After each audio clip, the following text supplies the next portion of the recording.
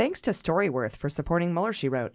Storyworth is a great Father's Day gift, and it makes it easy and fun to share family stories with weekly emailed story prompts. Get $20 off when you subscribe at storyworth.com/AG.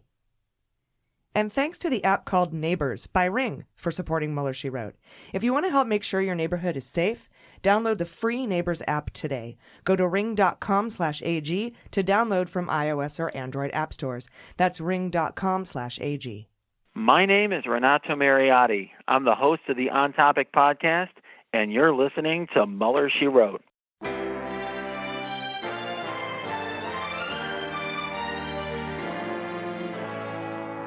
So to be clear, Mr. Trump has no financial relationships with any Russian oligarchs. That's what he said. That's what I said. That's obviously what our position is. I'm not aware of any of those activities. I have been called a surrogate at a time or two in that campaign, and I did not have communications with the Russians. What do I have to get involved with Putin for? I have nothing to do with Putin. I've never spoken to him. I don't know anything about him other than he will respect me. Russia, if you're listening, I hope you're able to find the 30,000 emails that are missing. So, it is political. You're a communist. No, Mr. Green. Communism is just a red herring. Like all members of the oldest profession, I'm a capitalist. Hello, and welcome to Mueller, She Wrote. I'm your host, AG, and with me, as always, are Jaleesa Johnson. Hello. And Jordan Coburn. Hello. And in studio today are the Sarahs, Sarah Hershberger-Valencia. Hey. And Saralee Steiner. Hey. Whose great-grand-uncle is the founder Great-uncle. Carnegie Deli. Yes. Yeah. Yeah, Leo Steiner. Yeah. So, that's the Saralee Steiner we have with us today. And the reason that you guys are here is because apparently we got another $100 a month patron. Yes. And when you donate at the $100 a month level, you get to make an appearance on the show. But this person did not want to make their appearance. And so instead, they donated their appearance to the Sarahs. So we're very happy to have you guys. It's good to be here. Yeah, thanks for that. Yeah, no problem. So how was your week, everyone? Let's start with Jaleesa. Oh, yeah. Mine was great. I went to the fair with my girlfriend and did a show yesterday. So that was cool. Nice. Yeah. Out at the fair, right? Exactly. Yeah. The big gay event of the fair. Went well. Yeah, it was amazing. Yeah, I felt really good gay vibes from everyone. Good gay vibes. Yeah. Good.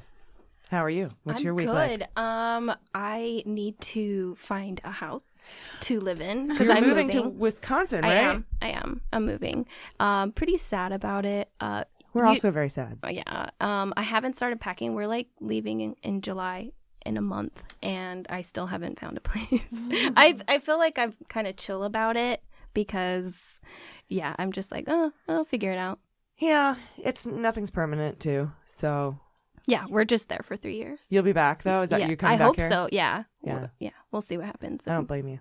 I'm sure 3 years will go by faster than you would like it to, probably. Just in general, on like an existential level. In fact, 3 years can't get here soon enough because hopefully Trump won't be president anymore. Yes. But Wisconsin's actually really cool. It's a really cool place. I went, I lived in Chicago for a couple of years, and we used to go visit friends in Kenosha and Madison, and we're going when we go to Minneapolis. My friend has a cabin just across the border in Wisconsin, not the Canadian border, right across from Minnesota, and it's beautiful there. Yeah, I'm just gonna make sure that I take advantage of the new area. Just I'm really sad to leave. Like my heart is so sad. All my family's here, my life's here, but that's military life. It's okay. I'm gonna make the best of it. Well, thank you for your service as well. Thanks. Your husband, whatever. But you, thank you for your service. No, I'm kidding. Give him a hug for me. And I will. What's going on with your week? Yes, Jordan speaking. Hello. I had Jordan speaking. You have a very recognizable voice. I'm not even sure you have to announce it. Okay. Jordan speaking. Hello.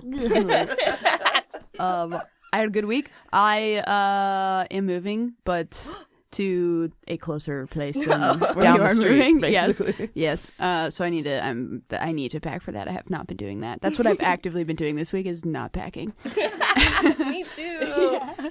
But I saw Godzilla yesterday in 3D, and that shit was real cool in 3D. Okay. And it was cast really well too. Did you see it with Russell? No, I saw it with Ryan and my little sister. Okay, cool. I'm gonna have to check that out. None of you know who Russell is. It's fine. Yeah. Well, some of you do. I mean, he's a comedian, but don't even worry about it. And how was your week, Saralee? I went to my first bar class in like a year. Like bar method?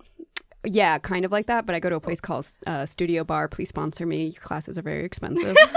And I go to bar class, but it's like my local pub, and I just drink. Yeah, when I tell people that, and the studio is conveniently next to a Bevmo, so I can choose what kind of night I want to have. Bar class and then bar class. Yeah. But I went to my first class, and that was about 2 days ago, and I still cannot move, and it hurts to sneeze, and...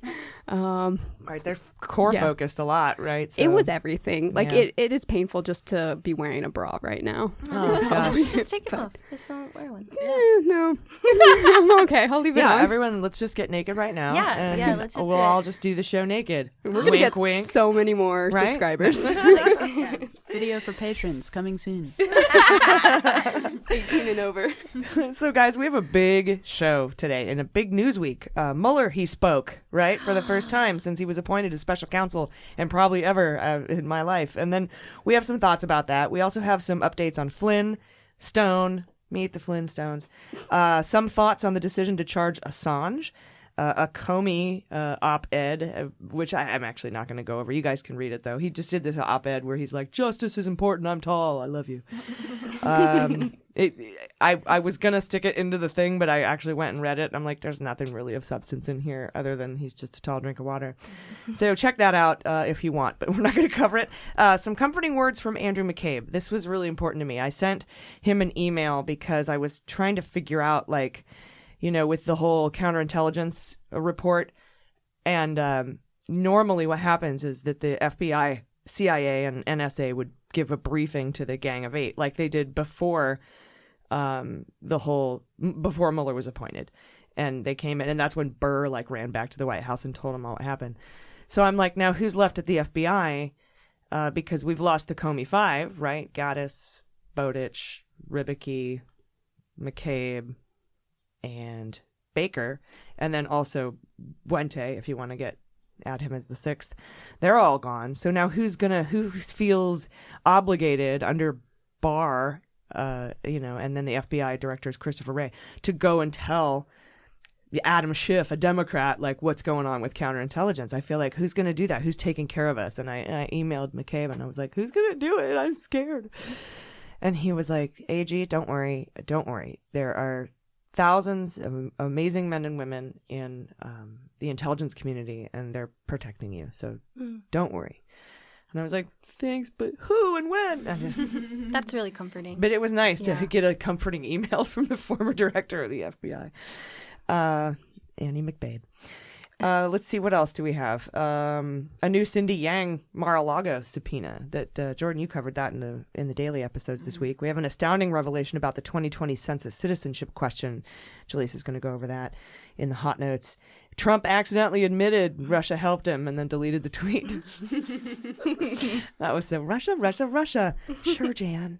That was a funny thing. We've got a great interview with the editor-in-chief of Yahoo News, Daniel Klaidman, and the co-author of the book Russian Roulette, which we've covered here in our book club, Michael Isikoff. Really funny guys, hosts of Skullduggery, the podcast. And they're in the interview this week, so you don't want to miss that. So we premiered the new theme song for Daily Beans by They Might Be Giants for our patrons. And that was this week. And patrons also, by the way, they get our newsletter, our show notes, they get pre-sale tickets and passwords to buy VIP, tickets and pre-sale before they go on sale to the general public. They get daily ad-free updates, early releases of our exclusive special coverage of the Mueller report, the book club early, all kinds of thank you gifts, and it's like $3 a month or something like that. And I think we just updated some of our gifts or something like that. Yeah, we're working on that. Yeah, so we're working on that. But there's just some cool stuff you can get. So check it out. Plus, that is what our patron account is what pays for health care for our staff. So that's important. So check that out. Also, thanks to our patrons for supporting women in podcasting. And you can head to patreon.com/MuellerSheWrote for more information on that. And we're on tour. June 14th, couple weeks, we'll be in Minneapolis at the Parkway Theater. We'll be at the Philly Podfest in Philadelphia, July 17th. Chicago's Lincoln Hall, July 27th. And now we can announce San Francisco at the Independent Theater on August 30th. Patrons, we will be sending out pre-sale codes for you for San Francisco, and all other shows are on sale to the public now, so just head to MuellerSheWrote.com for details. All right, with all that out of the way, let's get to my favorite segment, Corrections. It's a mistake. It's hard for me to say I'm sorry. Oh, I made a mistake.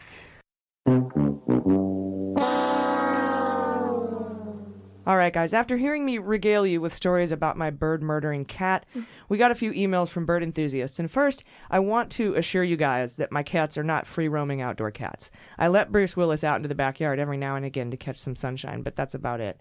But this is when he caught the bird in question that I told you about, removed his wings carefully, left them. They're now in his little shed where he sleeps, bird wings and a squirrel tail and a lizard carcass. He's collecting. He's collecting. That's like brujeria stuff. Like he's ready to Jobu. He's making a lift a curse on someone or something. He's basically making it so he can catch animals easier, and it just keeps piling up. So yeah, he's not a full like free roaming cat, but you all gave me a great suggestion to put a bell on his collar so he can't do a sneak. So that's what we're doing. Thank you for that suggestion. I recommend that all people who are owned by cats get a bell on the collar. Also, please make sure the collar has some stretchy elastic so the cat can escape if it gets stuck on a branch. Try Bird Be Safe collar at birdbesafe.com. Is that, did they pay you for that? No. Okay. That was free. That's a bell collar? Yeah. What if the bird's last thoughts are just like, I love the Christmas time? Yeah. They're relaxed by bells. Like, what if a bell like makes them go limp? Like, well, then I did my best. With regards to our story last week about Trump pardoning war criminals on Memorial Day, it looks like he didn't go forward with that, by the way.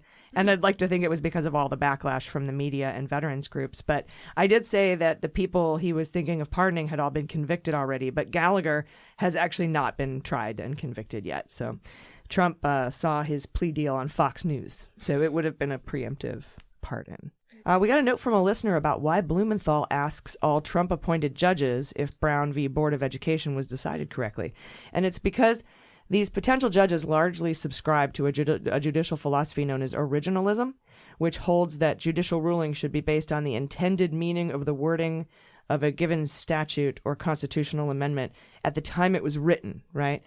And Brown v. Board is a widely accepted landmark case, which is clearly based on subsequent interpretation of the wording of the 14th Amendment that says separate but equal.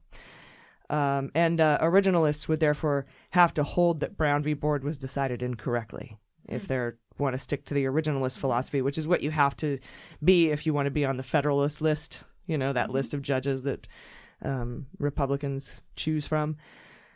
So Blumenthal is forcing the appointee to have to admit their originalist views are really just an excuse for backward conservative judicial activism. So that's why Blumenthal asks about Brown v. Board every time, and I didn't know that. That's really cool. Then during a Daily Beans pod, I had reiterated a joke by George Carlin about anorexia, and I want you all to know that I know the seriousness of eating disorders, not firsthand, though my first degree is in behavioral science with an emphasis on addictive disorders. So, and no one who battles eating disorders chooses to do so. I didn't intend for it. It was a joke that I reiterated from George Carlin. So if you have a problem, you can email him, but he's dead. And now I'm going to get emails because I said he's dead. That's cool. I also flippantly and erroneously called Mark Meadows Tim Meadows. My comedian brain. And they're like, no, I think Tim Meadows is fine. He's just working on Brooklyn Nine-Nine right now. Yes, you're right. That's Mark Meadows, the asshole in Congress. And then finally, there are no reliable studies that show light-haired, light-skinned folks or gingers have a higher pain threshold or that they are more or less likely to wake up from anesthesia. Interesting. Yeah, just you. Really? No. There's no... Well, I definitely was not just getting that from my own experience. I'm actually kind of a bitch. But but it's just something that I have heard. And I could have sworn that one of my doctors had said that about anesthesia as well, but probably not if there's no credible studies that cite such. Sounds like a ginger hater. Yeah. Yeah. All right, guys, if you have any corrections for us, please head to MuellerSheWrote.com, click Contact, select Corrections, and fill out the shit sandwich form we made for you. We will get it right eventually. All right, guys, it's time for the week in Mueller news, so let's get to it with just the facts. So a news story dropped at the beginning of the week, and it lasted about 3 minutes because apparently someone saw a draft indictment of Trump in special counsel's office. But all that was dispelled in Mueller's public address, which we'll get to that in a minute. But not only were there no draft indictments, according to Peter Carr, spokesperson for special counsel, there were also no sealed indictments. As Mueller has said, a sealed indictment would also break the protocol of the Office of Legal Counsel memo that is considered the longstanding policy in the Department of Justice that you cannot indict a sitting president. In earlier episodes, we thought that would be a way to stop the clock on the statute of limitations for obstruction, which is 5 years. And then, Jordan, you were wondering about something called tolling, which is where if something happens in a case that prevents the person from being indicted, such as a disability, the clock would be stopped. But that doesn't apply here because being president is not a disability. Debatable. Although it should be.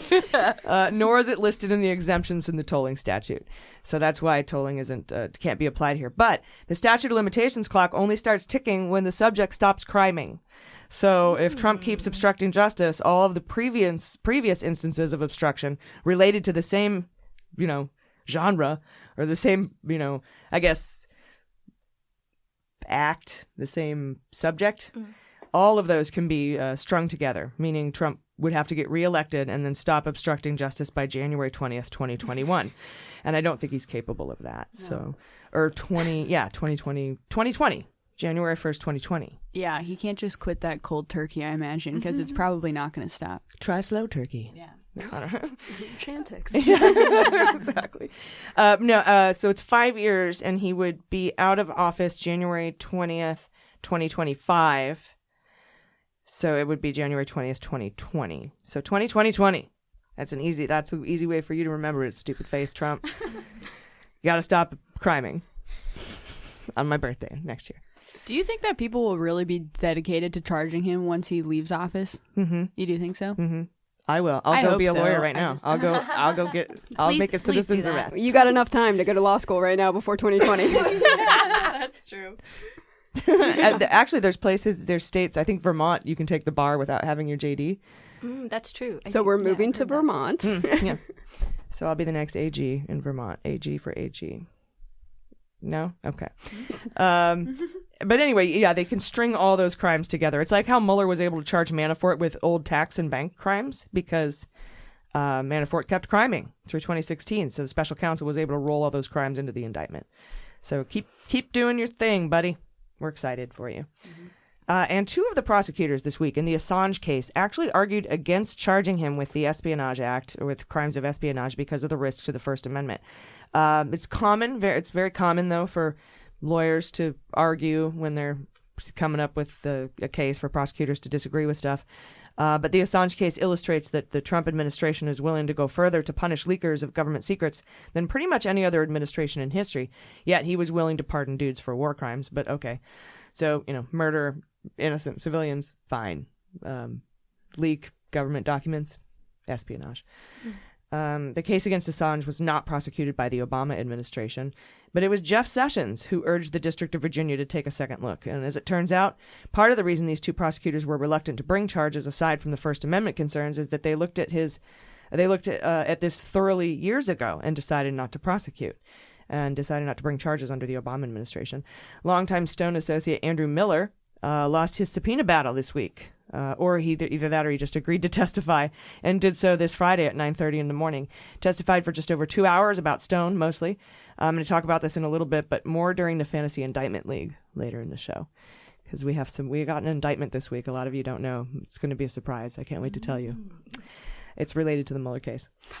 Also this week, federal prosecutors in D.C. have subpoenaed both Mar-a-Lago and the Trump Victory Fund for records related to Rub and Tuglican Cindy Yang. That's what I call her. If you forgot, she's the lady that owned the massage parlor in Jupiter, Florida. Jupiter. I love that name for a town. I want to put a clip here from Big Business. Jupiter Hollow.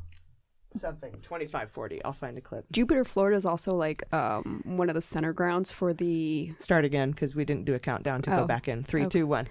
Jupiter, Florida is one of the center places for when carnivals started up. It was like where like freak shows. It was one of those locations where there was a lot of freak shows back in the day. American Horror Story has one of theirs set in Jupiter, Florida. I remember that. So that one is Jupiter? I'm like 90% sure. The clown one? Yeah. I wonder why it's called Jupiter. Because it's crazy. It's Florida. Everything's crazy there. But every time a Florida man does something, it's probably in Jupiter. Mm-hmm. I get you. So anyway, she's the one that Robert Kraft, owner of the New England Patriots, was arrested for frequenting her massage parlor. She also not only took photos with folks like fuckboy Matt Gaetz, but she took photos with Chinese businessmen and sold them for access to Trump at $50,000 a pop. Might be a good idea to put her on your fantasy indictment draft sometime soon. Do you think $50,000 was more or less than what they paid for the massage? Way more. Okay. Yeah. Just like maybe it was a really good massage. Apparently it was. Or was it a package deal? It was like a weekend retreat. Yeah, probably. It's a whole resort, right? And they just use like gold instead of stones on your back. That's probably a $50,000 massage right there. Yeah. And then you get to keep the gold after. That's your payment. Ooh. Yes. If anyone's hella rich and wants to take this idea, I think Saralee needs at least like 2% maybe of the revenue. I'll take 1%. Okay, cool. Student loans are, the interest rates are going up, so I just had a whole movie scene in my head of somebody sucking gold off somebody's dick and then having gold lipstick on at the end. Oh. like what's her name in Basketball, where she sucks the chrome off of a something and anyway. And then she lays some carpet, like literally she gets down and starts laying carpet. Like they do all these sexual innuendos, but she literally does them. Mm-hmm. All right. I haven't seen the movie, sorry. Oh, it's so good. You need to see Basketball. Yeah, I've seen the first like 20 minutes. I know it's iconic, and I don't know why I didn't finish it. It's so good. You probably fell asleep. Yeah. I fall asleep during that a lot, unfortunately. It's so good, you'll fall asleep. That's my plug for the movie. You saw, what would you see? Godzilla in 3D. Mm-hmm. I'm so excited to see that. Yeah. All right, so an explosive story dropped this week, basically proving that Republican redistricting is totally racist and motivated solely for the purpose of disenfranchising Democrats, mostly people of color. Jalisa, you have that story for us later in Hot Notes. And then somebody pull up for me the Trump tweet where he admitted that Russia helped him. It starts out with Russia. And he's like mad, and he says something like, "I can't believe, Russia disappeared, and because I didn't know they helped me win the election," or something like that. It's really funny. And then he misspelled something in it, and then retweeted it and corrected the misspelling, but left the part where he admitted that Russia helped him, and then eventually he took the whole tweet down. And then he came back on a news conference and said, "I didn't say that. No one helped me get elected. You know who got me elected? I got me elected. It was me." Yeah, not voters or anything. I was just going to say, not the millions of people who filled out a ballot? No, not those 62 million people. Okay, I think I got it. Why would they tease a photo in the thumbnail and then not have it in the full article? Vox. Okay. It's got to be on images. Here we go. Russia. That one? Yeah. Okay. That's all you heard at the beginning of this witch hunt hoax. And now Russia has disappeared because I had nothing to do with Russia helping me to get elected. It was a crime that didn't exist. So now the Dems and their partner, the fake news media, ... Yeah, he just goes on to a second, less entertaining tweet. I'm going to make a meme of that, but use Trump's face in, what's her name? The Marsha's face. Yeah, from the Brady Brunch. Yes. But that tweet also Sure, sounds Jan. like when you get in trouble with your parents, of like you stole the car and you come back and you're just like, "No, I didn't even take the car. The dent was there when that time I was driving another time." Yeah. And you're like, "Wait, what? You weren't supposed to be driving at all." You're like, "No, I'm going home." Yeah, he totally ratted himself out on that. It's pretty funny. Yeah, I just find it really amusing that here's the weird thing. Everyone knows Russia helped him get elected. We've known that since 2017 when the IC came out with and even before that when it was being publicly reported. And they interfered to help Trump and hurt Hillary. We all know this. It's in the Mueller report. And that's the Bible, according to Trump, because it exonerated Don Trump Jr. because he was too stupid to crime. But I mean, it's a well-known fact. And then here he says it. It's so well-known, it slips out of his mouth or out of his thumbs into Twitter. And then he deletes it because that to me says he doesn't want his base to know, or he doesn't want anyone to know, that Russia helped him win the election. Because, I mean, that's obviously a big thing to him. Wasn't it in McCabe's book where he saw this poster on the front of Hope Hicks's desk of his electoral map win or something with his electoral win numbers? It's like, what a... Yeah, it's like hung and displayed or something in the waiting area or whatever. Right, yeah, like as you have to wait to go see him. Yeah. That's small dick energy, you guys. That's what that means.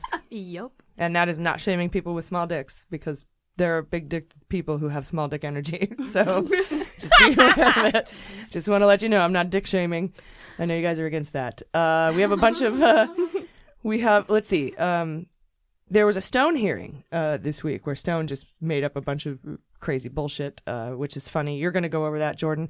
A quick note, though, we did get an order issued from Judge Jackson, if you're nasty, rejecting Stone's latest attempt to challenge the designation of his case as related to the Russian hacking indictment. Remember, he was fighting that, saying these cases aren't related, but they're inextricably linked because Stone is mentioned in the Russia case and Russia is mentioned in the Stone indictments. So they're inextricably linked, which means they have to be heard by the same judge. And Stone really did not want his case to be heard by Amy Bourbon Jackson. So he was trying to unrelate to the cases, and she's like, nah. So the judge, she's going to continue to be the judge. So that's good news. And then you're going to tell us about how fucking annoyed she is by this a little bit later on. Have you guys ever played what was that Outkast song where he's like, I'm sorry, Miss Jackson, I am for real. I feel like that's perfect now because of him. Yeah. Oh, yeah, we're going to have to. Never did I make you cry. Oh, that one. Yes. I apologize a million times. Yeah, okay, I know that one. That's right. I'm I forgot it was Miss Jackson that. in that. Yeah, I'm surprised. Yeah, I think someone did a parody of it, of Trump. Singing it, didn't they? I had a tweet where I did the first 4 verses in a parody version, but someone may have made a video. I haven't looked into it. Yeah, shows that comedian who does Trump, and I can't remember his name. Obama, the comedian who does Obama, isn't it also? Sarah, put it on your meme list. Yep. You're a meme master. Yes, I'm the meme master. We'll take the Outkast video and we'll put Barr's face on it and then Mrs. Jackson's face on. Perfect. Yeah. I'm on it. Yeah, awesome. Sarah does a lot of our memes and social media, and so does Saralee, actually, right? You share the Instagram, so watch our stories and look at our posts because it's these cats. One of my favorite ones was fuck you, fuck you, fuck you. Yes. You're cool. Fuck you. That was my favorite to do. That was the first time I did it. Made a video. That was OG. Thanks, guys. Yeah, that was if you see a post that's really good, it's all Sarah Valencia. Stop. And then if you see a post that's boring, that's me. Yeah. Stop. Yeah, and if you see one that's rude in the morning before I've had my coffee, it's me. I get pissy in the morning. Somebody would be like, hey, one thing about this, and I'm like, you shut your face. I don't even fucking talk to you anymore. I'm just so rude on Twitter in the morning. I'm like, I don't want to talk to you. You're not a morning person. But I do my best thinking in the morning. It's weird. So my brain is alert, but I'm very defensive. Wonder why. We also have a bunch of news this week about Mike Flynn, and I'm going to go over that in hot notes. And I think we talk about it with Skullduggery too a little bit, mostly the Mueller part, but we talk about that too. And this week, House Intelligence Committee Chair Adam Schiff wrote a letter to the Director of National Intelligence, Dan Coats. Dan Coats is the guy who was surprised when he found out Putin was going to be visiting the White House, and he's doesn't seem like a Trump guy to me, but he is the Director of National Intelligence. And the letter Adam Schiff wrote to him is demanding that any attempt by Bill Barr to declassify national security information needs to be shared with his committee. So basically, any request to declassify any information from any of the 17 intelligence agencies by Bill Barr in his quest to investigate the oranges of the Trump investigation needs to be explained to the House Intelligence Committee.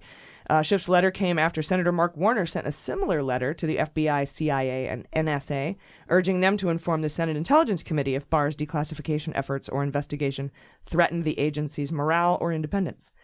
As we all know, Trump gave unlimited declassification authority to Bill Barr for the purposes of investigating the investigation into Trump, and we spoke to Andy McCabe a couple weeks ago and learned that after there was already an investigation into Russian election interference, a few things happened, right? Trump started mentioning Russia in his speeches, asking them directly to hack Hillary's email. Then once he was elected, he kept doing things like he asked Comey to stop investigating Flynn. He asked for a loyalty from Comey. Then he fired Comey. Then he told Lester Holt he fired Comey because of Russia. Then he told the Russians he fired Comey, and it lifted the cloud of the Russia investigation. And then McCabe opened an investigation into whether or not Trump was compromised by Russia, based on, what did he say, factual, articulable revelations. These are, because he went over this in his book. You have to have a whole set of things lined up to even open or to even start an investigation, and then to open one, you have to have even more. So he had all that, and he actually said it would have been political for us not to, and we can't be political. So then Mueller was unable to find sufficient evidence to prove a broader conspiracy beyond a reasonable doubt, and now Barr has ignored a subpoena to hand over the counterintelligence investigation information to Adam Schiff. So it makes sense that he wrote this letter instructing the DNI to inform him of any D-class efforts made by Trump and Trump's Attorney General. Now a new segment called Mana Forfeiture, where we talk about all the shit we seized from Manafort in the investigation. No, that's right. We the people have now taken possession of Manafort's apartment in Trump Tower. Probably the source of the server that was communicating with Alpha Bank. But yeah, don't live there. It probably doesn't have sprinklers. I'm sure it's not safe. It's probably got like really awful brass fixtures. Like just I just don't even want to. You should put it on Airbnb. Airbnb it. That would be great. Yeah, we were thinking about. Somebody said we could turn it into a blind rehab center because Trump refused to put Braille in his tower, saying blind people would never live there. What a dick move! How did he not get an ADA lawsuit from that? I don't know. Gosh, he might have, and then maybe he was forced to put Braille in there. Now he just hates blind people because of it, because they cost him money. Yeah, it's pretty stupid. Actually, probably he hired probably a blind rehab work group to put the Braille in, and then stiffed him on the bill. That's probably what happened. So on Airbnb, would this be called the Treason Tower? Yeah. Treason Tower. What would be like the gift? You can come. People? Oh, you get to pee on the bed.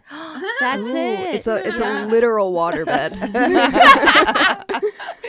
Everyone just comes up and takes a shit in there and just leaves. So it's essentially a hobo den. I think also like when you get there, you should probably get like. What are like Russian vodka just everywhere? I don't know. And like a bear. Yeah, a like one of those there. like teddy nanny cams, the teddy bear nanny cams. Like just randomly. Yeah. I don't want to watch people shit in the But it's only like a weird angle, so you can't quite see the face because it's a little too far away and it's pretty grainy. Like, but it kind of looks like the cheekbones. Yeah. You guys have seen the video, right? Yeah. And he's like in a weird chair far away. Like, why? Why is there just a random chair there? Wait, which video? The like supposed video of him doing the whole like peeing thing. I didn't know that existed. Sorry. Yeah. We're sharing a microphone, so we're trying to not butt heads right now. Yeah. I was trying not to make out with Jordan right now. Turn this into an ASMR. Make out. No, there's like, if you Google, I think I found it on a weird like Chinese website or something.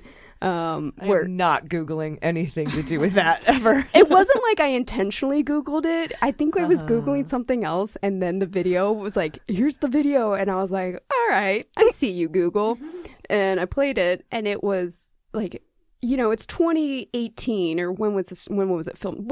We're past, like, it looked like it was filmed on a Motorola Razr flip phone. Okay, but even so, like, our technology is way better than that. This person was living in like flip phone era with the most pixelated image. None of the lights are on. The camera is like the Pam and Tommy tape is clearer. Yeah, and it's like 30 feet away. There's a dude in a chair, and they're like, "That's Trump," and you're like. It kind of looks like a bad Trump impersonator, but it could be him, but you're not really sure, and you're just like, Now your Google ads are going to be all, like, weird. Oh, they are? Yeah. I get a lot of, like, Russian things, and then it's like, and then I get a lot of, like, make your penis larger, and I'm like, I don't have one, but okay. So take get on goat it. pills. Yeah. I'm just like, there must be a correlation between these two videos. Oh, Lord. Yeah, that's probably what it is. People who watch those videos need bigger penises. They have small dick energy for sure. The next Google search is penis enlargement. Oh, my gosh. All right. No emails. That was Saralee Steiner. Yeah, just throw that name out there. And so anyway, this apartment, you guys, it's worth $42 to $45 million. That's just asset forfeiture from Manafort alone, making the Mueller investigation the most profitable government program since tariffs on Mexico. Which actually is not a profitable program. Tariffs on Mexico cost us money, not them. So whatever. Not my avocados. I know, our avocado. Yeah, you all are worried about cars. We're worried about avocados here in California. Although we do grow some here. But not enough. Not nearly enough. But we're Never enough avocados. We're gonna hoard them. That's what we should do. Just California hoards all the avocados till the red states apologize for all their bullshit. And then once they allow abortions and build more abortion clinics, we'll hand over the avocados. Actually, I don't think they eat avocados down there. Yeah, you're right. Fuck. They're probably like, ew, it's green and mushy. No. Yeah. That sounds like a fruit and or vegetable. I'm not going to eat that. Yeah. Maybe we can... I mean, don't we supply like most of the almonds and... I'm trying to think of something. Meat, right? We have a lot of cows here. But mostly it's in the Midwest. They can go hunting there for their own meat. We've got the almonds, but they're definitely not a people who drink almond milk. No, right. That's more of us. That's our bougie lifestyle choice. I wonder if we're more lactose intolerant or just intolerant in general. Yeah, exactly what I was going to say. Our bougie, yeah. It's pretty bougie, that's for sure. But if we hold back, like, I don't know, bullets? Are there any bullet manufacturers in California? Probably. Sure, yeah. We don't even have a Cabela's in this state, so yeah. No. What I love, like when they the first talk about the avocados, like I was like, oh, everyone's all like worried about avocados. I'm like, hey, there's kids in cages. Just saying. But the avocado, Sarah. Oh yeah. Oh, priorities. My bad. Exactly. And please understand that even if we don't report on the kids in the cages every week, it's not because we don't think it's important. Oh yeah. We live in San Diego. We see it firsthand. That's true. But a lot of people don't know that, or they aren't familiar with the fact that, or if they're just coming in and listening to our show for the first time, they don't know that we've been screaming about it up until this point. So we do sometimes get emails about that, like, how can you talk about avocados when children are dying? It's like, okay. Because life is so sad right now that you have to laugh. That's very true. Yeah. And so avocados are funnier than children dying. At least easier to make fun of. Yes. Yeah, I'm sure somebody has, but not us. All right. And for the first time ever, Robert Swan Mueller gave a rare televised statement about his findings. And this to me was a lot like the fact that he wrote that letter to Bill Barr. Very rare, a statement on the record to basically make sure America knows he did not exonerate the president. Basic message: Trump didn't not obstruct justice. That's what he said. And read my fucking report. That's basically the two main takeaways. Fortunately, you can listen to it in the Mueller She Wrote special coverage episodes every Thursday evening, the Mueller report. You don't have to read it. You can listen to it. Or you can get it free on Audible, or download the PDF for free, or buy it on Amazon if you prefer to have a book in your hand.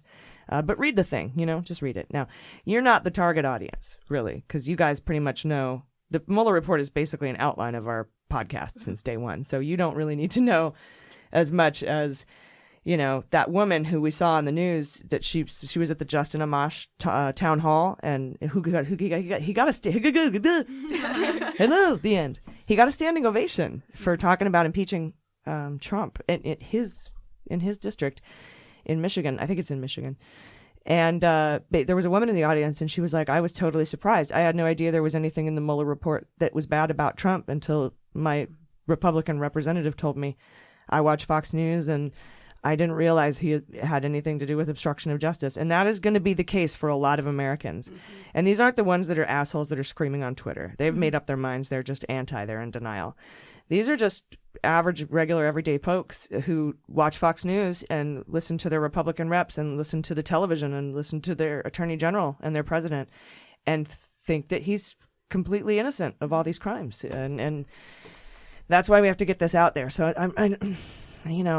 the message isn't really for you guys to listen to the podcast, but we obviously please do. But I don't know, tell somebody that that's maybe like that needs to hear it. Like, hey, just listen to this. It's funny. They're nice ladies. One's a doctor. Maybe they'll listen. One's a veteran. Do you say that? Yeah. She's a veteran.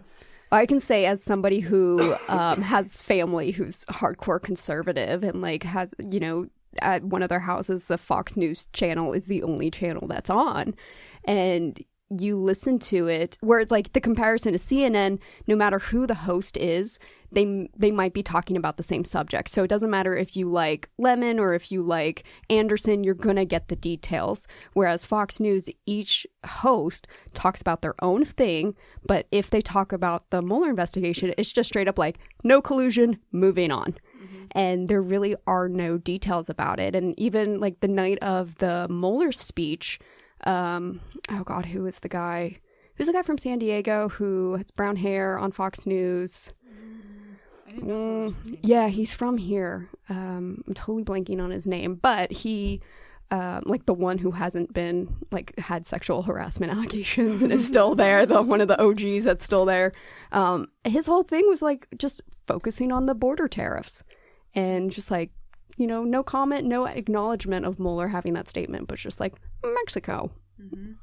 Yeah, that seems to kind of be their go-to shift is either the Mexico trade deal or anything else from Mexico is horrible and we have to immigration reform. Tucker Carlson was his name. Tucker Carlson. Yeah, and then he focuses Bowtie on... fucker? He's from here? Yeah. Ugh.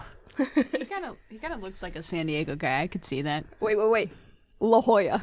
Yeah. Oh, okay. There it is. He smells like loose change. Yeah. No, and then he'll like focus a whole hour on one person who had been deported who came back and then committed a crime. Yeah, like That's they're the one whole- of the yeah. one of the six. Yeah. Yeah. And you're like... and Trump signed their photos. Do you remember that when he had a press conference and had loved ones come up and show giant photos of their dead loved ones that were killed by immigrants somehow, and then Trump autographed their dead relatives' photos. That is so appalling. I know. Oh my God. Yeah. He's just an idiot. I'm sorry. I know. People love him. It's weird. It freaks me out. Let's see. Mueller also addressed the option of testifying to Congress, saying he didn't really want to. But, quote, beyond what I've said here today and what's in the report, I do not believe it's appropriate for me to speak further about the investigation. The report is my testimony. Basically, read the fucking report. Yeah. Okay, no, so like when I was watching that in real time with a conservative family member, I felt like it was him like 2 minutes, then he walks away, and it was the equivalent of when you call technical support and you're like, I don't understand what's going on. Can you break it down for me? And they're like, well, we gave you a manual. Did you read it? And you're like, yeah, no, it's 400 pages. I don't have time for this. They're like, well, we gave you an index. And you're like, ah. And then they're like, okay, well, we're done. Can you fill out the survey on your experience? And you're like, no, just tell me what I need to know. Yeah, it's the terms of service agreement that no one reads of politics. We got to talk about something really important.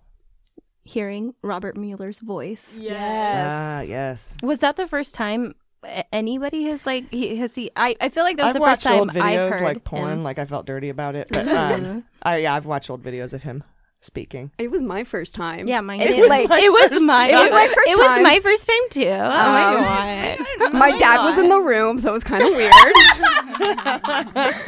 Time kind of just stopped for a second. How do you know it was your dad, or was he kind of far away on a fuzzy camera, like sort of out of focus? I need to go take a shower. I'm so uncomfortable.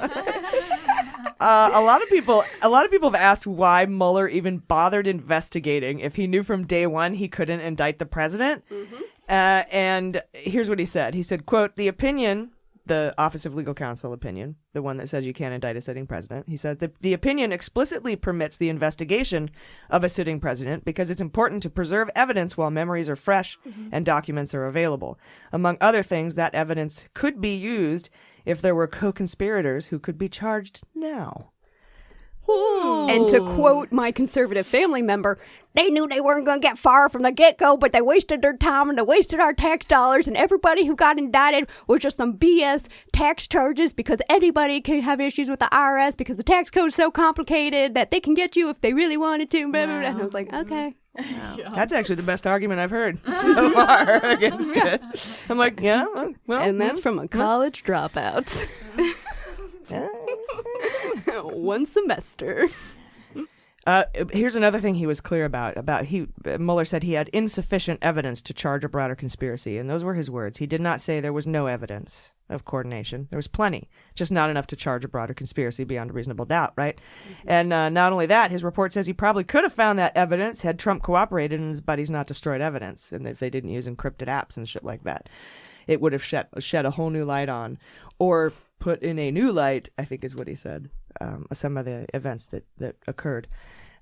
He said he was resigning from the Department of Justice and closing the special counsel's office. The big line of the speech, of course, was, if we had confidence that the president clearly did not commit a crime, we would have said so. And that's what I mean by he didn't not obstruct justice. He won't come out and say he did. And he was pretty clear about why he wouldn't do that. He says it's the way he reads the Office of Legal Counsel memo. So the Office of Legal Counsel memo says you can't indict a sitting president. And the reason you can't indict a sitting president is because a person who's accused of a crime in this country needs to have his day in court. Mm-hmm. And, for whatever reason, Trump can't go to court. I don't know why. I need to read the memo myself. But again, because I've read it twice, and there's still a lot in there that I don't understand. But maybe I'll sit down and read it with like Elizabeth McLaughlin or something. She can explain it to me. But his point, and he said this, is that even short of indicting the president, even if I just say he committed a crime, the man would not have the opportunity to defend himself through legal means, because you can't indict a sitting president. So that's his read of the OLC memo, and that's why he's just super conservative, and we knew that about him already. So that's pretty much why he's not even saying he committed a crime. So basically, kind of that sentence, I remember I had to reread that. A lot of this stuff I had to reread all over again. I kind of wanted make my own just dumbed down version. It's like, hey, basically what he's saying is that he's shady, but we can't do anything about it. Mm-hmm. Yeah. That's kind of basically how I interpreted it. Well, it's honestly we listen to the podcast and we work with you guys, so we know what's going on. But then Sarah and I are just so what they really mean is this fool. We break it down even further. Yeah, we're just the dummies over here. What? No, it totally makes sense, right? And that's why I say he didn't not obstruct justice. Yeah, because he didn't say Trump obstructed justice. Well, he did. He just took him 200 pages and a bunch of evidence, is what he said. He just handed over the evidence that he did, and he even handed it, in order to obstruct justice, you have to have 3 things for each occurrence. You have to have the obstructive act, and then something about a nexus of something, and then another thing, intent, and he actually spelled out all the requirements that you need to charge someone with that crime, that to meet the threshold of not only being able to indict, but have that indictment stick, or that charge stick to someone. So by the rules of federal criming or something. Yeah, I really learned the importance of words with this whole investigation. I've always known words, what you say is really important, but everything is so strategic when they're talking about this stuff. And I just thought, I'm just really, I always knew words were important, but just from all of this, it's wow, I really need to be careful with what I say and how I say it. Yeah. So on Trump's last day, as he's handing over the keys to the White House to the next person and is walking out, the second he gets off those steps, can they indict him finally? Mm-hmm. Oh, I can't wait. That would be so magical. Of you know how they do the big ceremony of the turning over of the house and everything, and then what if Mueller just pops out of the limo that's there to pick him up, and he's like, "Bitch, got you." Just grab him and take him into the shrubs. Yeah. My precious. I found you. They hand him a Tiffany's box, and he opens it, and it's handcuffs. You've been served. What if it was a Tiffany, but it says "Return to Mueller"? Oh, if found. Yeah. Oh, that's good. Let's see. He also said, quote, when a subject of an investigation obstructs that investigation or lies to investigators, it strikes at the core of the government's effort to find out the truth and hold wrongdoers accountable. That right there is saying the bitch obstructed justice. Yeah. Why would he be talking about what obstruction of justice means if he didn't obstruct justice? He also said the Constitution requires a process other than the criminal justice system to formally accuse a sitting president of wrongdoing.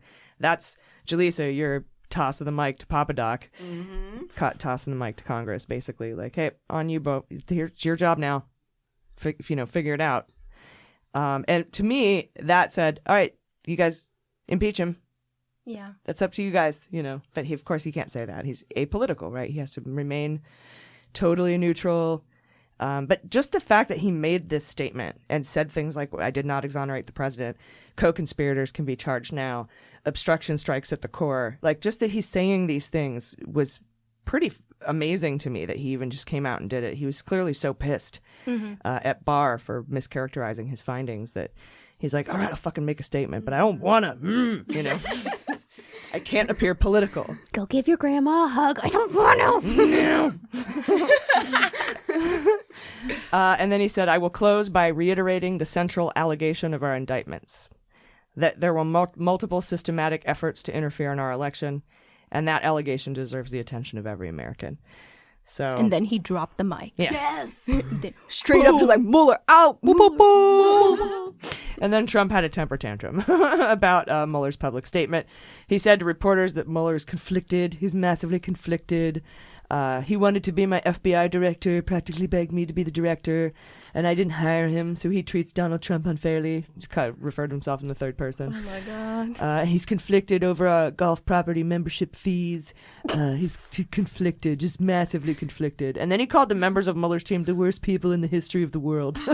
Really? The worst? The worst. In the history of the world. Worse than the Nazis? Okay. Yeah, exactly. All right. The bar is low. Oh, God, so much to say, so little time. Right? I could spend the next 3 hours listing off worse people. But could you imagine if he became the FBI director? Like, what if he was begging to do it so he could get insider access? That would be fun. Oh, that would be I don't amazing. think Robert Mueller begs. No, no. And I feel like he's a little too ethical in terms of, like, if he had gotten the job, he wouldn't have necessarily, like, turned over his boss. He wouldn't have done anything. But still, like, woof. If there was a little bit of unethicalness in him. Get it, ladies. All right.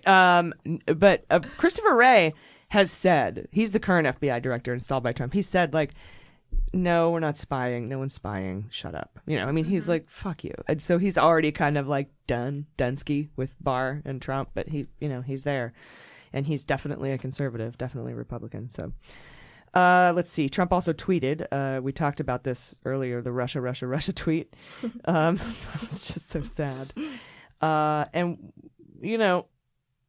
he's pretty much reeling from Mueller's statement. Trump, he's just so incensed because even though we all knew Mueller didn't exonerate the president, no one had said it live on television for everyone to hear.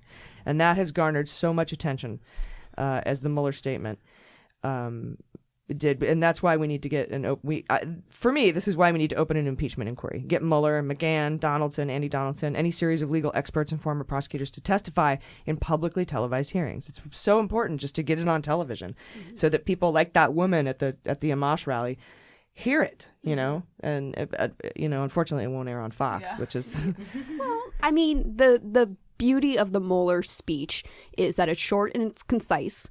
So, people can go out there and they can listen to the whole, 3 minutes essentially. They can listen to the whole 8 minutes.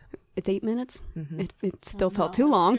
It still felt too short. I got 4 orgasms in, so it was 8 minutes. No, oh man, woo!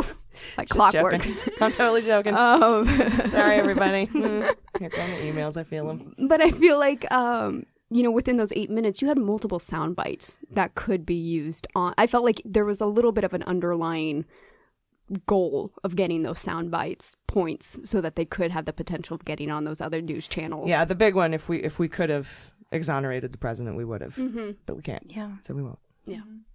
I'm still paraphrasing because his wording is so precise. You're it is exactly right. Very precise. And then it seemingly to try to calm Trump down, Barr told ABC that he disagrees with Mueller's statement that he made on television, saying he could and should have made the determination about obstruction, but dropped the ball by not doing so, thereby leaving the Attorney General and Snoop Dogg no choice but to draw their own conclusion without having even looked at the underlying evidence, which Barr himself admitted. He said, when asked if he had seen the underlying evidence, and he said no. But you made a call on obstruction. Yes. Okay. Cool beans. And then, I just find it really odd that he said, well, he failed to do his job. He could have made a call on obstruction if he wanted to.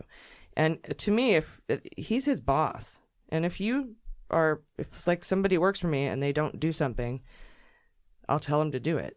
Like, why would you just take it into your own hands and not be like, look, dude, I read your shit. You got to make a call on obstruction. Why would you not tell him that and then make your own decision? It doesn't make any sense. So he's lying, but we all knew that. So here we are, and the calls for impeachment are getting louder, but Pelosi doesn't want to move forward unless there's support in the Senate, and she's also trying to say that she's waiting for the American public to get behind it. Nadler said that too.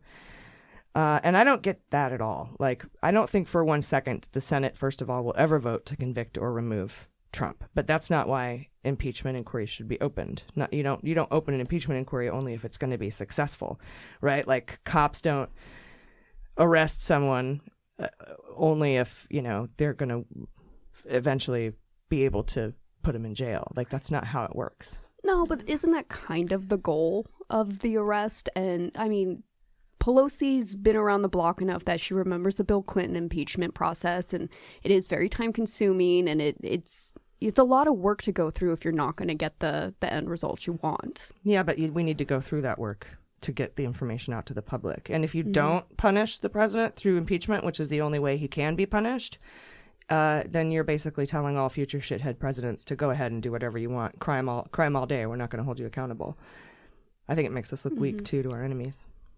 Yeah, I feel like I'm just really disappointed in how, like, just seeing how much corruption happens, and you don't see a whole lot of justice that goes along with that. And I don't know, sometimes I get, like, just really sad about that. Like, it makes me not have faith in the American justice system, because it's just, to me, it just seems like, well, if you're rich, then you can get away with whatever you want.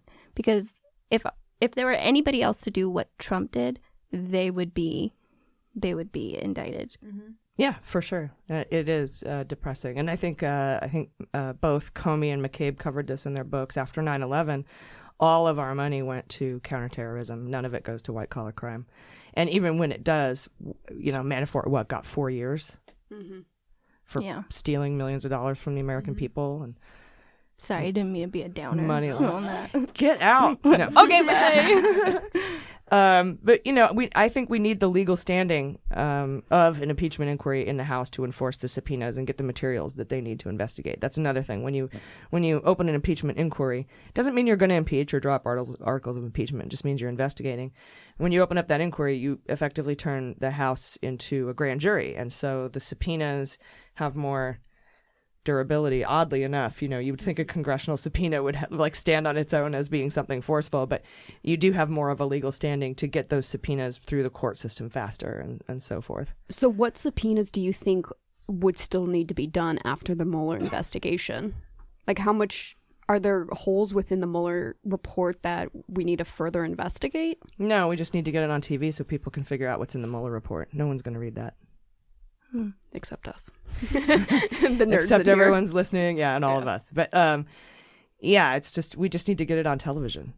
We need to get it in front of, the flyover states and people who don't pay attention to the news, who only listen to what maybe the Attorney General said, because you're supposed to be able to trust the fucking Attorney General. Mm-hmm. And that's what's freaking me out so much is that I don't have any confidence that the Department of Justice is independent. Mm-hmm. That's what scares me. Mm-hmm. So not only that, but we need the counterintelligence reports from the FBI about Trump being a Russian asset.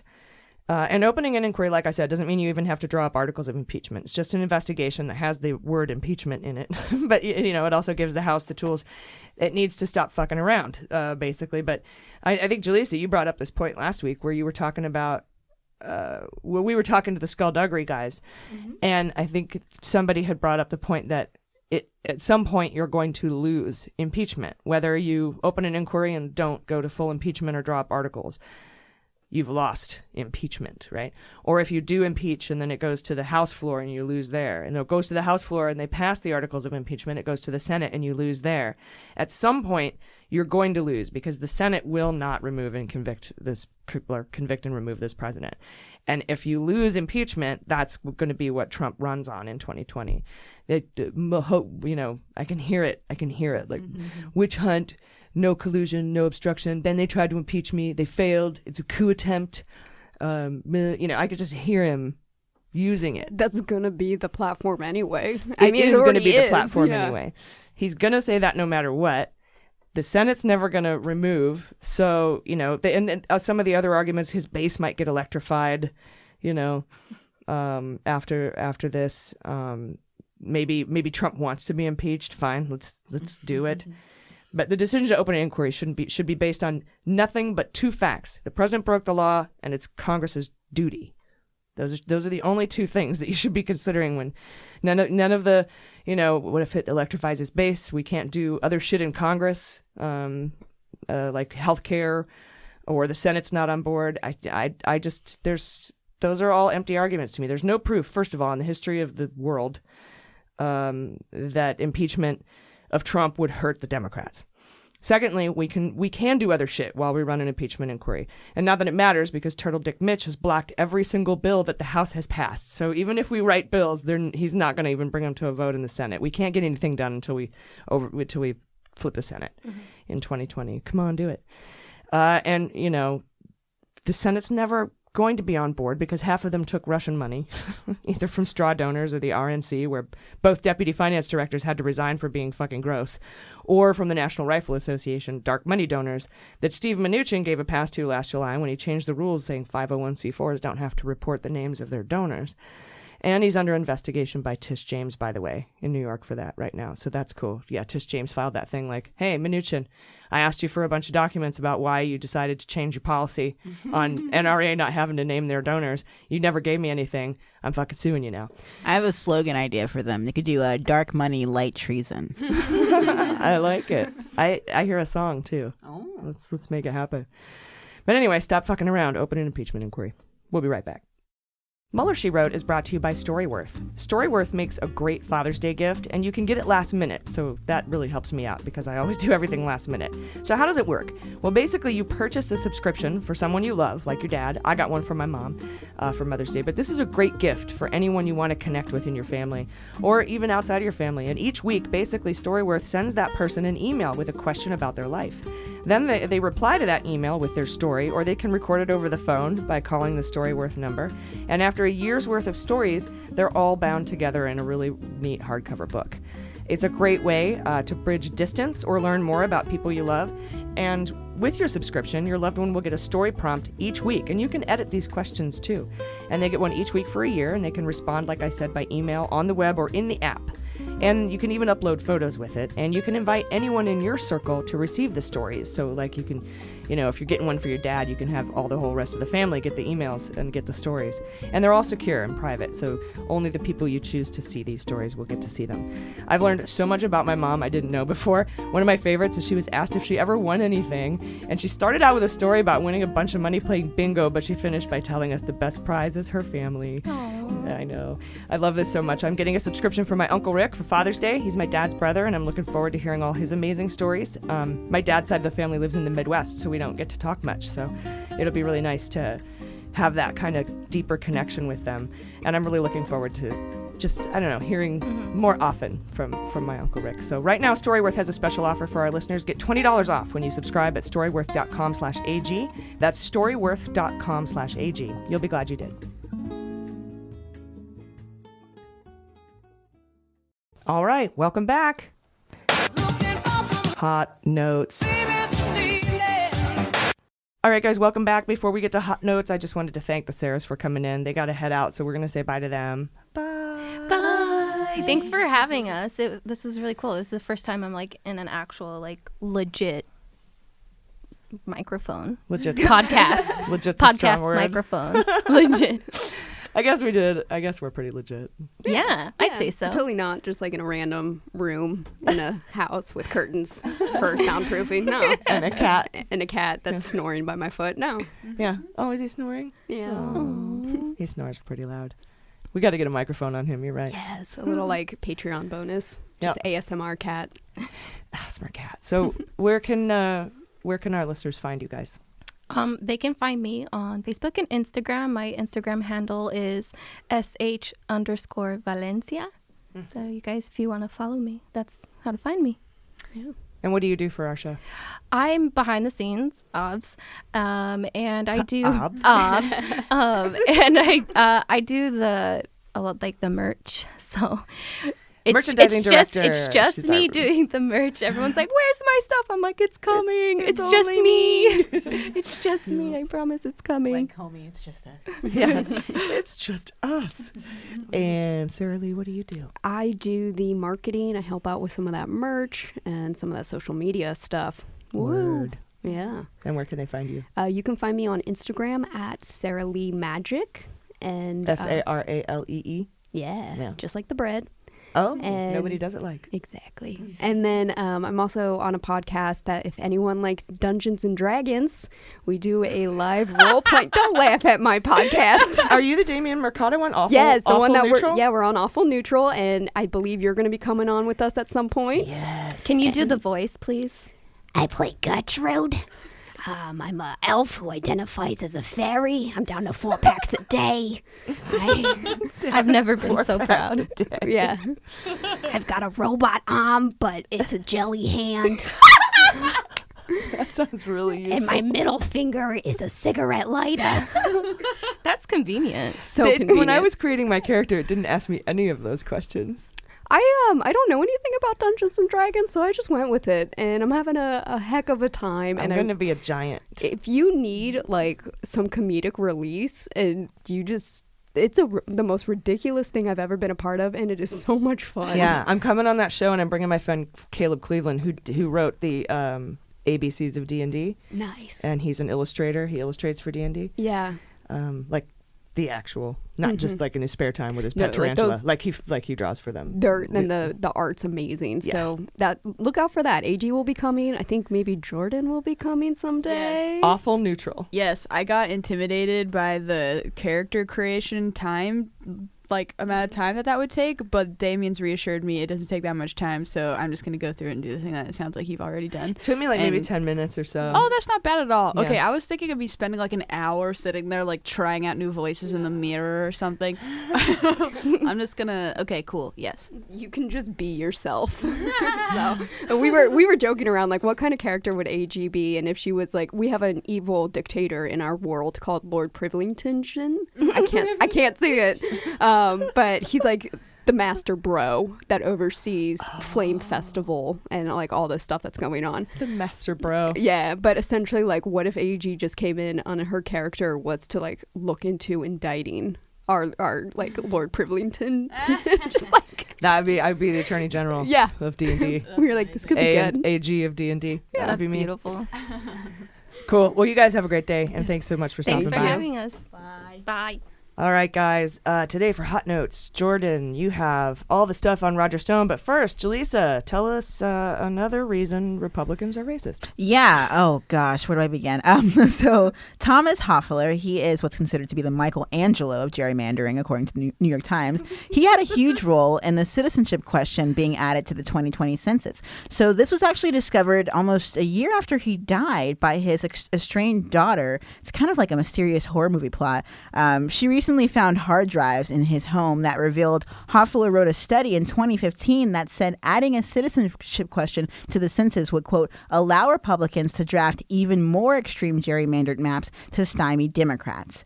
So, yeah, the whole point of this question we're now figuring out, which we suspected was racist, we now have proof, is just to help Republicans. In fact, months after urging Trump and his team to add the question, Hofeller even wrote the key parts of a draft Justice Department letter that claimed the question was needed to, quote, enforce the 1965 Voting Rights Act. So somehow their excuse for all of this is that it's for the good of the minorities. It's like, hey, we just want to enforce something that already exists. Make sure that it's all good, you know? It's sort of that Russian thing, that whole like play to where if you're doing something, say it's for the opposite reason. Yeah. So like if you're being racist, say it's to combat racism. Right. Just to throw off the scent. Right. Like not even just something that it's not. Like, don't just lie about it. Say the exact opposite thing. Right. Just totally calling their bluff. Yeah. It's ridiculous. And all these documents have been cited in a federal court filing now by opponents of the citizenship question. And as many of you already know, the Supreme Court is soon expected to rule on the legality of the question. Of course, some critics are saying that by adding the question, the Trump administration would be deterring immigrants from being counted and, quote, shift political power to, it says, bitch Republican areas. I don't even know how that typo happened. But I mean it. I now mean it. Bitch Republican. Yeah. I like it. Bitch ass. Pretty much, if these people aren't speaking up and having their existence acknowledged, then they have no representation. Like, no funds will be sent to them. The people won't even consider them in major policies. So it just sucks for minority communities. And the justices are expected to make a final ruling before their term is up in late June. So, I mean, that's now. This month. And apparently they didn't get this information before. Mm-hmm. So I don't know if they're going to take this new information from this dead guy I really into hope account. So it's such a big deal. I wonder if you could refile, like, new evidence came to light. There's got to be some way that, like, I think that happens all the time. Yeah. So there's at least a filing that may be separate from the court, but like this is a federal court filing in itself. These documents, but you're saying it might not be considered in the Supreme Court case, right? Because they've already heard the arguments. Wow. Well, I hope this counts for something. Then maybe they can bring it up again. That's what really I'm saying. concerning. Like, refile, like, say new evidence came to light. Yeah, I really hope so. Otherwise, why would they file it in a federal court just to get it on the record, just on principle or something? Yeah, it has to relate to something. I'd right, imagine. Raise awareness, I guess. Well, I did learn from a correction this week that when I mentioned the midweek that in nearly 230 years, the census has never included a question about citizenship. Apparently it has in the past, but it's been like scrapped. And then that was like in the 1800s. Like, that doesn't make any sense. Well, it's been a long ass time, America. Damn. I'm just bad at math. But yeah, apparently they've addressed this before and the idea was scrapped and they made like a whole new census because it was just such a stupid idea. So now we're back to the 1800s, I guess. Make America great again, right? Oh no. Yeah, that was a really great time. Definitely. For me, a black gay woman specifically. Right? Yeah, exactly. You had the best of times. Oh yeah, take me back. Just exclusively eating cured meats. Chitlins. All right. Well, yeah, that's that. We'll see what happens this month. Well, thanks for that hot note. Thank you. Thank you. Jordan, tell me all the ways Roger Stone annoyed Judge Jackson this week. Yeah, so Stone's lawyers filed some motions. They were in Judge Amy Berman Jackson's court. That's a nice way to put it. Yeah, it is. It's the most official sounding way to introduce what they did. Filed some motions. Mm-hmm. So they were in her court on Thursday with another round of arguments that were all voted most likely to fail in high school. Fun fact. So first, they argued that Stone can't be charged with lying to Congress because in order for that to happen, Congress has to give the criminal referral to prosecutors. His attorney said that it is up to Congress to enforce its own rules, but actually that's not what's supposed to happen because the body that makes the laws should not also be the body enforcing them. That's kind of the whole point of separation of powers. So that argument is really dumb.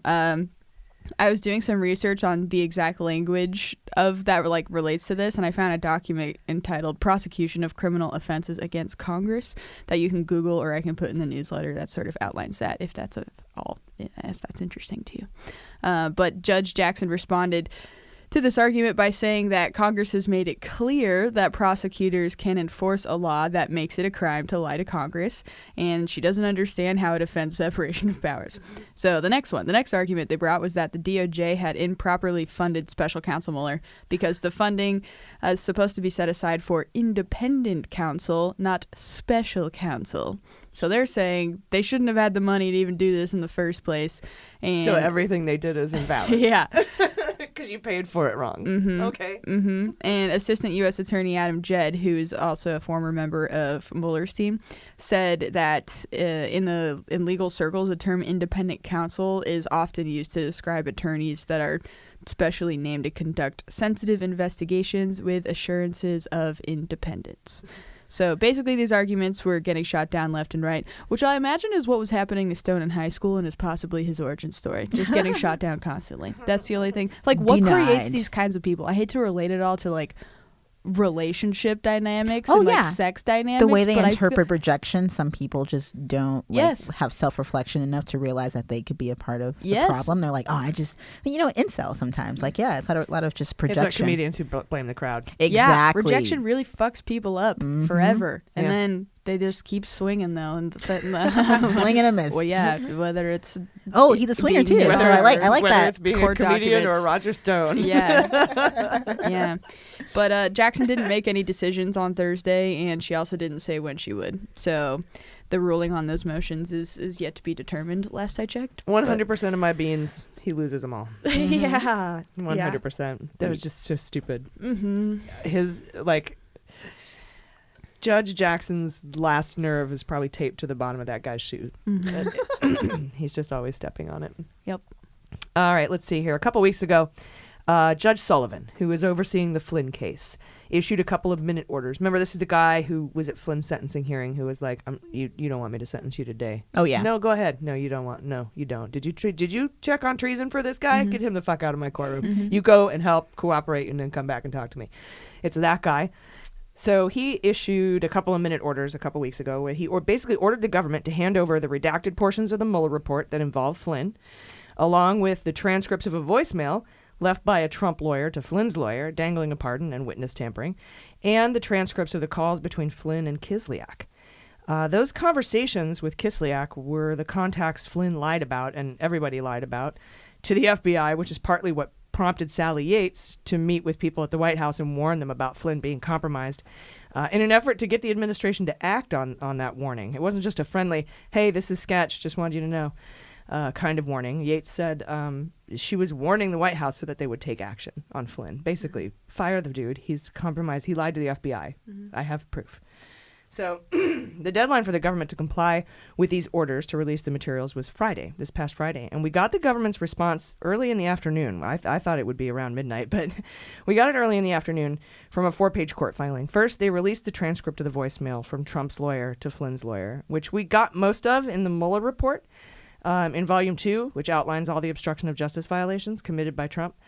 But the major difference between what was in the Mueller report and this transcript we got Friday is that John Dowd is mentioned by name. And there were a few bits left out here and there, but here's the full transcript. He says, "Hey, Rob, this is John again. Maybe I'm sympathetic. I understand your situation, but let me see if I can state it in starker terms. If you have, and it wouldn't surprise me if you've gone on to make a deal with work with the government. I understand you can't join the defense, the joint defense, so that's one thing. If, on the other hand, we have there's information that implicates the president, then we've got a national security issue, or maybe a national security issue, I don't know, some issue we got to deal with. We got to deal with, not only for the president, but for the country. So, then we need some kind of heads up. Just for the sake of protecting all of our interests, if we can, without you having to give up any confidential information. So, and if it's the former, then, remember what we've always said about the president and his feelings towards Flynn, and that still remains. But in any event, let me know, and I appreciate you listening and taking the time. Thanks, pal." Thank you. That was word for word with the stutters and the ums and the repeats. That's what it says. That's great. Thank you. I'm available for voiceover work whenever you need it. But that's the voicemail transcript from Dowd to Flynn's lawyer. Dowd, at the time, was Trump's lawyer, and we know from the Mueller report that Flynn's attorney returned the call, said they were no longer in a position to share information under any sort of privilege, and Dowd was indignant and vocal in his disagreement, and said that he interpreted what they said as a reflection of Flynn's hostility towards Trump, and he was going to tell Trump about it. And Flynn's attorney took that as an attempt to make them reconsider their position.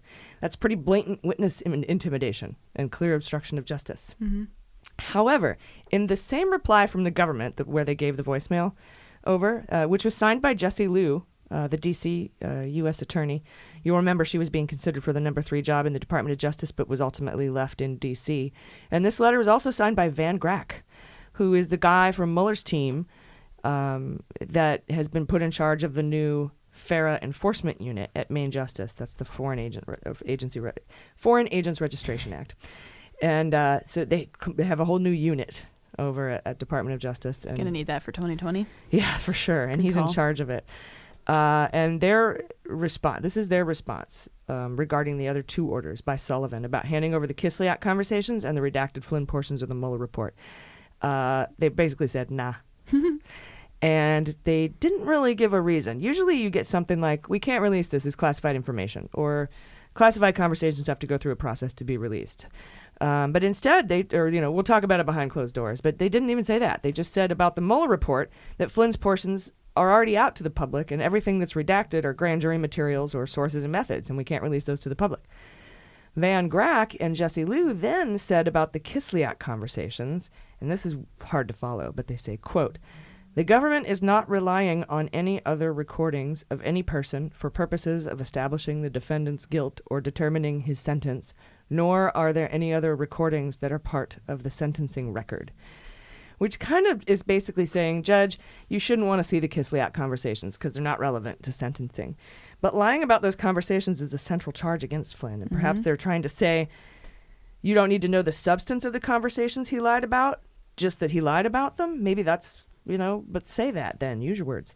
It doesn't matter what they talked about, I think is their point, but I would think that the content of the conversation would be the entire point of proving why someone lied about the conversation in the first place, right? Like, you need to know what they were saying.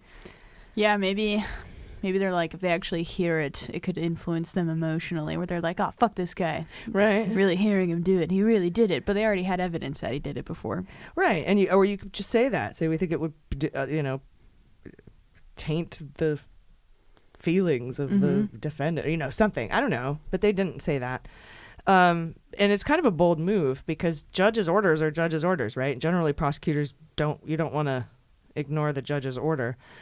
And first I thought, uh-oh, Sullivan's going to be pissed, right, about them not complying with his orders. But a lot of experts are saying that this might actually be easily explained. Devlin Barrett, he's national security reporter for Washington Post, says that even though the whole world knows these phone calls took place, the prosecutors have never publicly acknowledged them. Even in the filing for the case, at moments where Flynn said in his testimony, to prosecutors, I know you guys probably recorded these phone calls anyway, that sentence is redacted. So the government is in a position of not acknowledging these calls even exist. And now a judge is telling them to make them public. So he goes on to explain that the judge does not have the authority on his own to declassify stuff. So the prosecution here is kind of doing a dance. And this is just the first salvo, right? Because to declassify stuff, the prosecution here, it's going to take a back and forth, and this might be the first step. Like when you are trying to sell a car and you start high, and then you eventually get down, and you do that on purpose. This is kind of their first sort of go at it, knowingly vague response, as part of their declassification dance that they're probably going to start doing. So we expect Sullivan to come back and say, "What's the deal? You know what I asked for, give it to me." And then maybe you'll get a sealed response to that, maybe a closed-door hearing about the material. Maybe he could read it in a skiff. This kind of thing happens a lot, apparently, where there's classified information and the government wants to keep it secret. And a judge debates pressing the government to declassify, but it's ultimately the agency's call.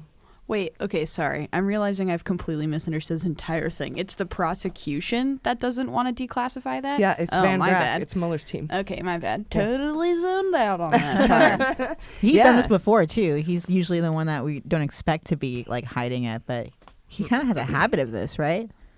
Mueller? Yeah. Well, it's not Mueller's team. It's the D.C. U.S. Attorney's Office. Oh, okay. But yeah, it's two of the Van Grack was on Mueller's team. Right. It's their ways. Yeah, that seems like so nonsensical. It didn't even register with my brain. Right, it's hard to put those two tax. things together. Yeah, that's why I was like, this is from Van Grack, the FARA unit guy. This is from them. The prosecution does not want to release those. So this could just be the beginning of a long back and forth. Flynn has a sentencing hearing update June 14th. We're going to be in Minneapolis that day. But if there's a long back and forth, this could push Flynn's sentencing back. But Barrett says Sullivan is the kind of judge that demands a lot from the government. But one of the big unknowns here is how many other conversations like this were recorded, because that's part of what the judge ordered too. Yeah. Not just the Kislyak conversations, but all conversations associated with the case. So it's probably just like an on-principle thing then, huh? Maybe they don't want to set the precedent or something, that they declassify any information that a judge asks for or something. I don't know. Because, like what specific reason for that recording would they have to not want that? Yeah, I have a thing to address that in a few sentences. Perfect. Well, let's see. It could be that the judge could get the information for himself to inform his sentencing, but the public might never see those conversations. That's a possibility. But one thing I wanted to bring up that this reminded me of was back in June of 2017, I think. There was a hearing where Lindsey Graham was pushing the intelligence community to tell him if his conversations had been recorded and if he'd ever be able to know about it. He asked them for over 6 minutes about his conversations. Are my conversations with Russians recorded? You guys got me are mine recorded? Do I know? Will I ever know? And in FISA Section 702, apparently you don't have to inform anyone you're collecting conversations because they might be with a sanctioned foreign actor. And there's a big process you have to go through. And what was really funny is he tried to start like it was a hypothetical, but then the intelligence community is like, we got your request, Senator Graham, and we're working on it. Like, you did ask us for those conversations, and there's a process you have to go through to find out if you've been tapped, basically. So maybe that's the issue here. The Flynn conversations could have been obtained under a FISA warrant, and the government doesn't want to go anywhere near that. That's what I'm thinking. That's why they don't even acknowledge these conversations happened, even though we all know they did, is because maybe it's part of a FISA warrant, and that's all super secret stuff. Yeah. Are you also saying that maybe they don't want to open up the can of worms of Republicans coming out against them or something and reopening a new issue of another FISA process? No, they're already being investigated already, the FISC and the FISA process. So I don't think the Justice Department I don't think they bring charges or not bring charges or investigate or not investigate based on what a political party would do. But I mean, that would definitely happen. I mean, if they were spying on Flynn, quote unquote spying on Flynn, they would then be able to maybe use that word with a little more vigor. Yeah. But because then they were listening to his conversations because he was talking to Russians. Yeah. The defense maybe though, not the political parties. I should just said the defense. Maybe the defense then would start saying that. Because if Stone's lawyers are using how they got the money to even fund the special counsel as a motion to try to not go down the road that it's most certainly going to go down, I wouldn't be surprised if they would do that. Interesting thought. And guys, oddly, Lindsey Graham flipped on Trump during a golf outing with him. It makes me wonder if Trump was told about conversations between Graham and the Russians that the government intercepted under FISA Section 702, because that's when Graham Cracker started kissing his ass. Kind of like, I know what you did last summer. Those are just beans. We might never know. But we also have to remember that Barr has been given full authority to declassify whatever he wants in investigating the origins of the Trump-Russia investigation. And also, he oversees the D.C. U.S. Attorney's Office and Jesse Liu there. So as much as we might want to see the conversations, we might never get to see them unless the Republicans want us to. In which case, if the Republicans want you to, they're either cherry picking or it's good for their case or whatever. So we can watch how Sullivan responds. If he's not super pissed, he might have gotten a wink and a nod from maybe the FISC, and he might just have to get into a sealed back and forth to get the information for sentencing Flynn, or he could blow up and keep demanding that they be released to the public. Either way, he's not the kind of guy who fucks around, so I think we'll know sooner rather than later on that. All right, guys, ready for sabotage? Yes.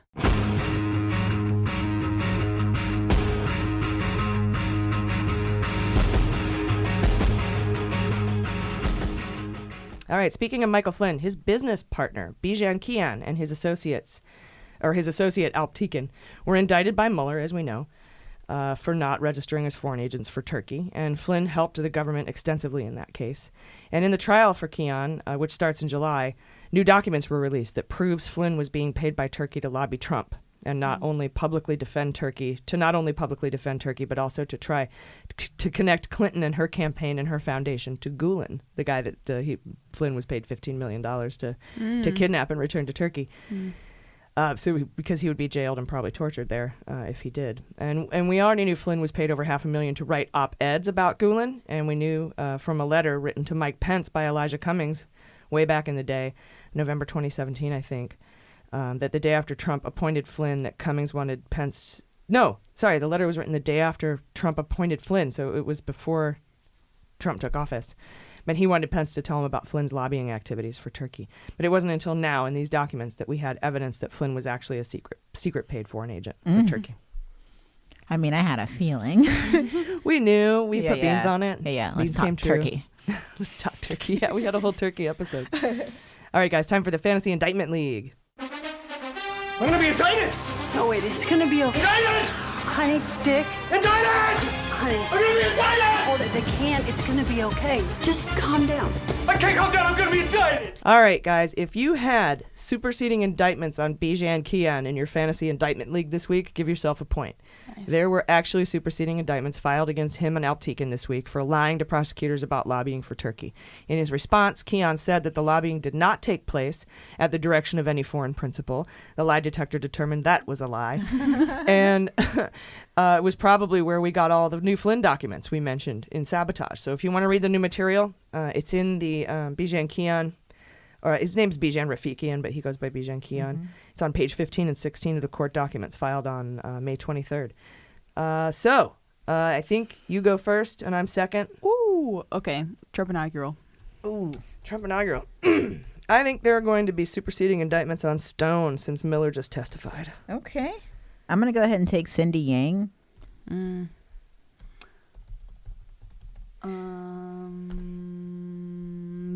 Tom Barrack, doubling down. Nice. I'm going to go with Corsi.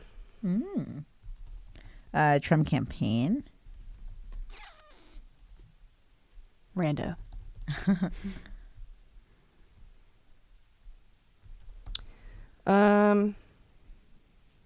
Miller. For like inevitably lying in his testimony. Exactly. Totally. And I don't think we talked about that this week. Miller testified on Friday. Right, in the daily episodes we mentioned. We did. It, yeah. But yeah, I don't think I brought it up in this episode. Mm-hmm. But yeah, Andrew Miller, longtime subpoena battler extraordinaire, did testify Friday for 2 hours all about Stone. And mostly about Stone, I assume. And that's why I put Stone up here. And I actually, Corsi and Miller. Mm-hmm. And so that's why. Oh, Stonehenge. Yeah. Yes. We haven't done Trump or yet, so I'm just going to take that one. Okay. Let's do Trump victory. Trump victory. Oh, fun. That's a new one. Yeah, I try to get all the Trumps to you, like all the Trump stuff. Sullivan. He's an old part of Stonehenge. Yeah. What was his first name again? Do you remember? We'll just go with Jason, Sullivan. Maybe? Yeah. Irrelevant.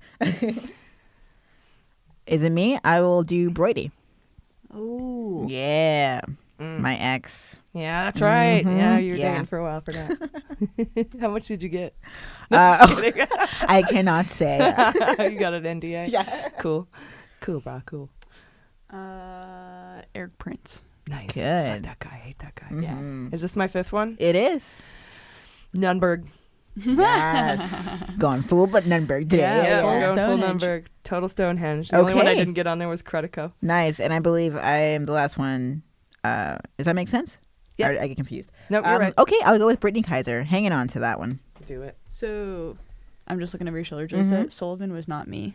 Oh, thank you. That explains why. Yeah. Yeah, switch. So you have one more. Victory. Mm-hmm. So you can give me victory back. Give me victory. Give me death. And take it away from me, Gene. Thank you.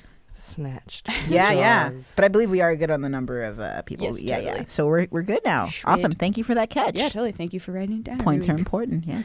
Thank you. Yeah, I think I've got like one goddamn point. I mean, I think I've won as well, but I don't remember how much they were worth. I'm hoping Stone pays off twice. Oh, yeah. Guys, Big we'll be beans. right back with the host of Skullduggery, Daniel Klaidman, and co-author of Russian Roulette, Michael Isikoff.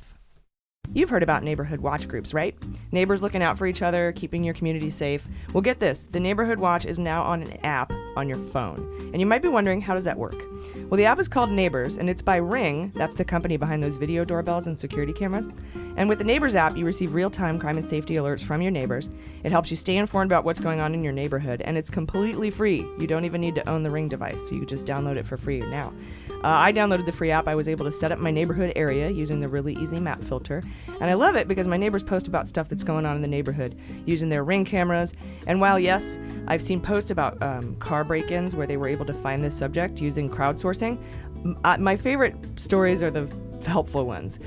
There was one guy who was going around knocking on people's doors asking for help, and one of the neighbors recognized him and told everyone he was a family member and that the neighbors knew it was cool to answer the door. And it turns out he found someone's dog and was looking for their owner, which might not have happened had somebody not recognized him. And the dog was returned to the family, and they had pictures up of the reunion. It was very cute. So while it's extremely helpful for safety tips, I've also found it's like an online collaboration that's proven to be extremely helpful for other things like lost pets or finding a package that was delivered to the wrong address. It's really all about neighbors helping neighbors. I've met more of my neighbors using the app than I have just living here for 3 years. So the fact is, the app is making it easier for my neighbors to work together and keep the community safe. There's millions of people using it already. It's like the new Neighborhood Watch powered by real people. So if you want to help make sure your neighborhood is safe and you want to get to know your neighbors better, download the free Neighbors app today. Go to ring.com/AG to go and download from the iOS or Android app stores. That's ring.com/AG and download the app from that website. Thanks a lot. You'll be glad you did. Make your neighborhood safer today with the Neighbors app. Today for the interview, we have the co-hosts of the Skullduggery podcast. One of them is the editor-in-chief of Yahoo News, Daniel Klaidman, and then also the co-author of Russian Roulette, which we covered here in the MSW Book Club. And he's also the chief investigative correspondent for Yahoo News, Michael Isikoff. Guys, welcome to Mueller, She Wrote. Great to be with you. Happy to be here. First of all, I wanted to get... I'm absolutely astounded to be talking to you. We just found out, actually, before we even started recording this conversation, that Michael Isikoff, you're the one who actually broke the story back in 1989 about Bill Barr and his memo. Yeah, the Snatch Authority memo. Yeah. Right. Yes. Yes. For, the whole thing about basically saying it's okay to kidnap a foreign person on foreign soil without checking with the foreign state. And I think that was paving the way for some sort of coup against Manuel Noriega, which I think Bush was supporting at the time. You broke that story. That's crazy. Well, it was crazy back then, but, if you remember, the drug war was very much in the air as the top subject, top issue of concern to voters. And there you had this drug-dealing president of Panama, Noriega, who'd been indicted by the U.S. Attorney's Office in Miami. And, President George H.W. Bush, with a helpful memo from William Barr, who I guess was the actual head of the Office of Legal Counsel at the time, said it's perfectly okay to go in and snatch the guy and bring him back to the United States to stand trial. Violating another country's sovereignty, which was an early indication of his hardline views that I think people are more familiar with now. Yeah, and then finally, when Congress was able to subpoena that memo, we learned that AG Barr basically left out a lot of the main, consequential points when he summarized it for Congress, and that is, who knew your story would get, legs again today because of his characterization of the Mueller report, which, before anyone ever gets to see it, before Congress gets to see it, he comes out, says it exonerates the president. Uses half sentences, and I think there's one full quote in there from the Mueller report. But now Mueller has come out on television and made a statement which kind of pretty much contradicts everything that was in Barr's characterization or summary. I know he doesn't like it to be called a summary, but that's what it was. And I was just wondering what your thoughts were on Mueller speaking, because he doesn't even go to paper usually. So for him to come out and make a televised statement like that, I thought was a big deal. And what he had to say was also extremely large consequences. And if you notice, he didn't look very happy about making that statement when he did. I don't think he enjoys the public limelight in the least. Now, look, here's my takeaway, and Dan can give you his. basically all he did was repeat the language in the report. He didn't add any new facts that weren't already out on the table, but obviously to have him saying it and including his point that there are other remedies for presidential misconduct other than charging a president with a crime, which is something that's in the report, but to have him say it obviously was taken by the Democrats as an open invitation to begin impeachment proceedings. On the other hand, I was struck by the fact that Mueller made a point of not going after Bill Barr. He said he has no reason to question his good faith. They had a brief disagreement about what should be publicly released, and then Barr released pretty much most of the report. So in my mind, although a lot of people got very excited about what Mueller said, in terms of he made it clear he doesn't want to be a witness before the House Judiciary Committee. If he's forced to be, he's not going to say anything beyond the actual language in the report. The report is my testimony, which takes away some of the steam from the Democrats about what they were hoping would be the dramatic appearance of Robert Mueller before the Judiciary Committee. And he made it clear that he's not challenging Bill Barr. By saying that Barr acted in good faith, he made it clear that the conspiracy theories that Barr shut down his investigation or forced him to cut it short or did something to undermine the investigation, kind of takes the steam away from that. So I'm not sure it was as dramatic a challenge to Barr as some have interpreted it to be. Yeah, I agree with Mike. I think the reason it had the impact that it did is because we haven't heard from Mueller in these 2 years. And he is this kind of stolid, kind of sober figure. So to hear him speak out loud had impact. But in terms of why he did it, I don't think this was an impeachment referral, as people have characterized it, or kind of, setting up a flare to Congress, time for you guys to take this up. I think there are a couple of motivations, and this is all speculation, but based on knowing him a bit, having interviewed him in the past, this was his last opportunity to speak as the special counsel since he was closing up shop. I think it was important to him, and I think probably very important to people in the special counsel's office to explain the sort of legal nuances of his decision not to make a prosecution judgment in terms of obstruction, because he's been criticized, and the office has been criticized pretty severely for that decision. And I think, as Mike alluded to, I think this was also in some ways a kind of a preemptive strike, letting the Democrats know that he will not be a cooperative, particularly cooperative witness, and maybe hoping that he could kind of head that off. Yeah, and I'll tell you what I thought about to respond to what Michael just said about what Mueller was talking about Barr responding in good faith. I feel like he was specifically talking about releasing the full report to the public. I don't think he was saying Barr wholly and grandly acted in good faith in everything that he did.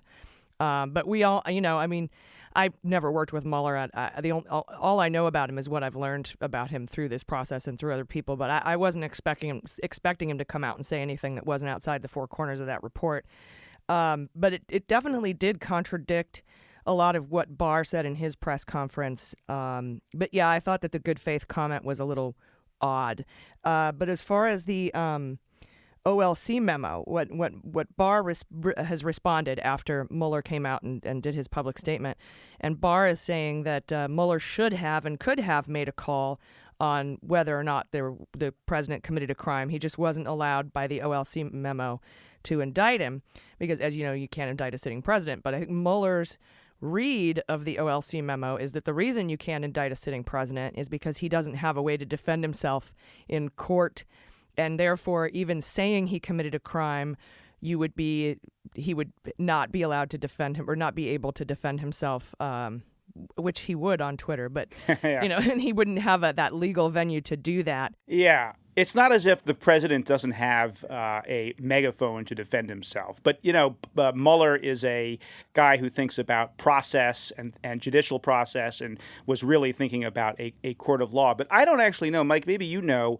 whether what Mueller's interpretation of the OLC memo was an inference or if it says explicitly in the memo somewhere that one of the reasons you don't indict a sitting president is because he or she wouldn't have an opportunity to defend himself in a court of law. Well, no, because the memo goes to the question of whether a president could be indicted and tried. Right. Whether it addresses that, I do not remember. I'd have to go back and look at it. But look, this strikes me as an issue that is, can be debated in law schools and seminars for years into the future, which is kind of interesting because it's not anything I think that, was a matter of public discussion until all this arose. Back in the Ken Starr days, Ken Starr had commissioned a memo that said a president could be indicted. A guy named Ron Rotunda, distinguished law school professor, wrote that. But the Justice Department, the Clinton Holder Justice Department came out with an OLC memo in 2000 saying a president couldn't be indicted. At that point, they were driven by protecting Bill Clinton, who still, was facing a potential criminal charge after he left office. That was the Clinton-Reno Justice Department, but Holder was, I think, involved in that. No, right? Holder wasn't Holder Deputy AG? Attorney General. He was deputy. I'm sorry. Yeah. Yes, you're right. And then I also see Barr's perspective of, well, if you can't indict somebody, i.e. the president, under what right do you use the grand jury process and all the tools of the Justice Department to investigate that person? I mean, you're not an arm of the Congress. You're not a fact gatherer for a congressional referral. You're a Justice Department prosecutor there to either indict or not. And it's as he's put it, a binary decision. I think he's got a valid point there, as does Mueller, saying, I think this was a very unusual set of circumstances, and I'm not sure there's a clear answer as to what is the best way to handle such a situation as because remember, his mandate was not just to investigate the president of the United States; it was to investigate the Russia, right? Russia. So in the course of that investigation, he comes across damning evidence that the president is trying to obstruct that investigation. But if he's bound by OLC opinion, he cannot indict the president. So yeah, and I think he was working on that premise from day one. Well, that's an interesting question, because if he was, then what was the grounds for doing the fact gathering in which the only real target was Donald Trump? Well, but he addressed that, right, in his statement. He said there could have been other co-conspirators. Well, there could have been other co-conspirators, but also it is important to create the record, to establish, get the evidence while it's still fresh, implying that there could be a prosecutor down 2 years from now or 6 years from now who might decide to indict the president once he's left office. Yeah, not so much fact-finding and gathering for Congress to impeach, but fact-finding and gathering for future possible prosecutions under criminal law. Yeah. Yeah, and I think a lot of people would argue that just with Volume 2 and everything that's in it, that is actually Mueller saying that the president committed a crime, because he outlined, the 3 criteria you have to meet to obstruct justice, and he outlined which instances of obstruction met those 3 criteria and just stopped short of saying he's a fucking criminal. So, I think a lot of people would say the report speaks for itself. The problem is, and I can't remember who said this on MSNBC, it might have been Chuck Todd but I think he said something like, the problem here is Mueller brought a book to a Twitter fight. That's a good line. Yeah. Yeah. It is, right? Yeah. I wish I thought of it. Yeah. Yes, and I don't think we should look for Mueller to start tweeting anytime soon. Yeah, it's too bad, too, because I really want to tweet at him. But you guys should invite him on your show, don't you think? I would love to. I just have no idea how to. What do you just Google him? Well, he's got. I have no idea how to get a hold of him. I bet you do, though, Isikoff. I could probably email Peter Carr, but that email's shut down. Well, well, he's still around. In fact, didn't he put out a statement just the other day in response to the Michael Wolff book? He did. The Michael Wolff book says that Mueller drafted an indictment of Trump, and yes, and Wolff says he's seen it. Well, you know it was bullshit because the draft indictment apparently said U.S. against Trump. Yeah. I've never seen an indictment that used the word it's not against. the way it reads. Yeah. Right, yeah. That's a podcast term, not a legal term. Yeah. And then, of course, we have this whole counterintelligence piece, which is missing. This is the investigation opened by Andy McCabe after he asked the FBI, after Trump asked the FBI to stop the Flynn investigation and then made public statements about Russia and then fired Comey and then told Lester Holt he fired Comey because of the Russia thing. And then he told the Russians in the Oval Office that he fired Comey and that Russia had lifted off his shoulders. So, McCabe was like, these are verifiable, articulable facts. That is good enough to open an investigation, and those are the oranges of the investigation. But now, who in the FBI would be able to brief the Gang of Eight on this counterintelligence piece? We know Schiff subpoenaed Barr for it, and then he threatened to hold him in contempt, and Barr was like, okay, uncle, and is going to send him some stuff. But without, I call them the Comey Five, like Gaddis, Bowditch, Rybicki, McCabe, and I think we added Buente as God, you guys are in the weeds. I like this. And of course, Jim Baker. With all those guys gone, who in the F is going to go brief the Gang of Eight about terrible, who's going to hold the president? If the president is an asset, if he's a compromised, who's in charge? It's Barr. Well, there's Christopher Wray, the FBI director, who presumably has the results of whatever counterintelligence investigation. That presumes there are results. I mean, my sense is that, yes, in a formal sense, that counterintelligence investigation was expanded, I guess, in scope by McCabe in those crazy days of February 2017. But or May, I guess it was. It was May. But that whether it went anywhere or added up to anything, I think Mueller had the results. He put everything he knew and could share in Volume 1. I don't expect there's some sort of bombshell that Bob Mueller has held back on. Yeah, no, I agree with you there. And one last question before I let you guys go. What do you guys think about opening an impeachment inquiry? Not a full-on impeachment thing, but an inquiry. I think since Mueller came out and gave his public statement, I think a lot more Democrats are calling for it. Of course, we've got that one, GOP guy. Was it Justin Amash? Justin Amash, yeah. Look, it seems to me that I think the American people right now, according to all the polls, just shy of 50% support an impeachment proceeding. And obviously you don't have the 20 Republicans in the Senate that you would need to convict. So it was a very, I think, tough slog until the Trump administration started stiff-arming the Congress on all of their oversight requests, essentially, all subpoenas, witnesses coming before the committees, and that did give Democrats a plausible argument to proceed with an impeachment inquiry because it gives them a better leg to stand on to go to court, enforce these subpoenas, and get the documents they need to do their traditional oversight responsibilities. And so you saw for a while there, Democrats kind of gained some, who were in favor of impeachment, gained some momentum. It looked like, there was at least the possibility that would continue and maybe that would bring more Americans along and ultimately Nancy Pelosi. I think that's kind of petered out a bit. So I think they're still stuck in the sort of 40 to 45 Democrats who support it. That's not nearly enough. The problem with starting an impeachment inquiry is that you have to then finish it.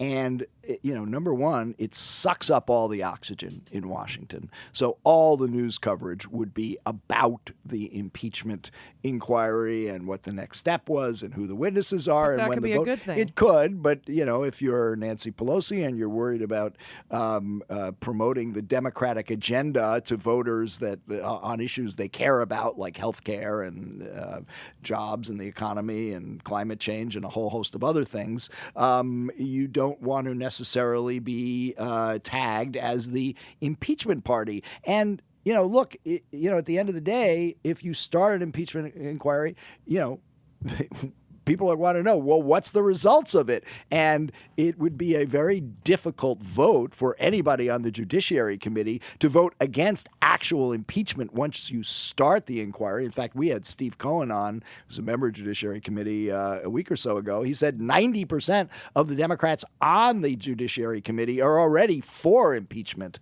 So it would have to, if you start it, you have to then, vote on it. It will get voted on the House floor, and that's a really difficult vote for Democrats on the House floor because, particularly those in swing districts, are they going to want to vote for impeachment? Then you vote for impeachment, the House does it almost entirely on partisan grounds. It goes to the Senate, and then it goes nowhere. So if you're a Democratic leader, you have to live in the real world as much as you want to uphold the Constitution and do your constitutional duty. I see. So kind of what you're saying is that it'll lose at some point, whether it loses in the House, whether it loses before it gets out of committee, whether it might not, if it doesn't make it out of the inquiry stage, or if it gets stymied in the Senate, it's going to lose at some point, and then Trump has a talking point where he gets exonerated. Totally Yeah. Well, think of what he can do with that in the election. Yeah, they impeached me, and guess what? Went to the Senate, and it got voted down. I was cleared. I was exonerated. No collusion, no obstruction. Yeah. No impeachment. Yeah. He's already saying that, though. I personally don't think it would make that much of a difference in the election, since the Barr exoneration didn't give him any bump at all in his approval rating.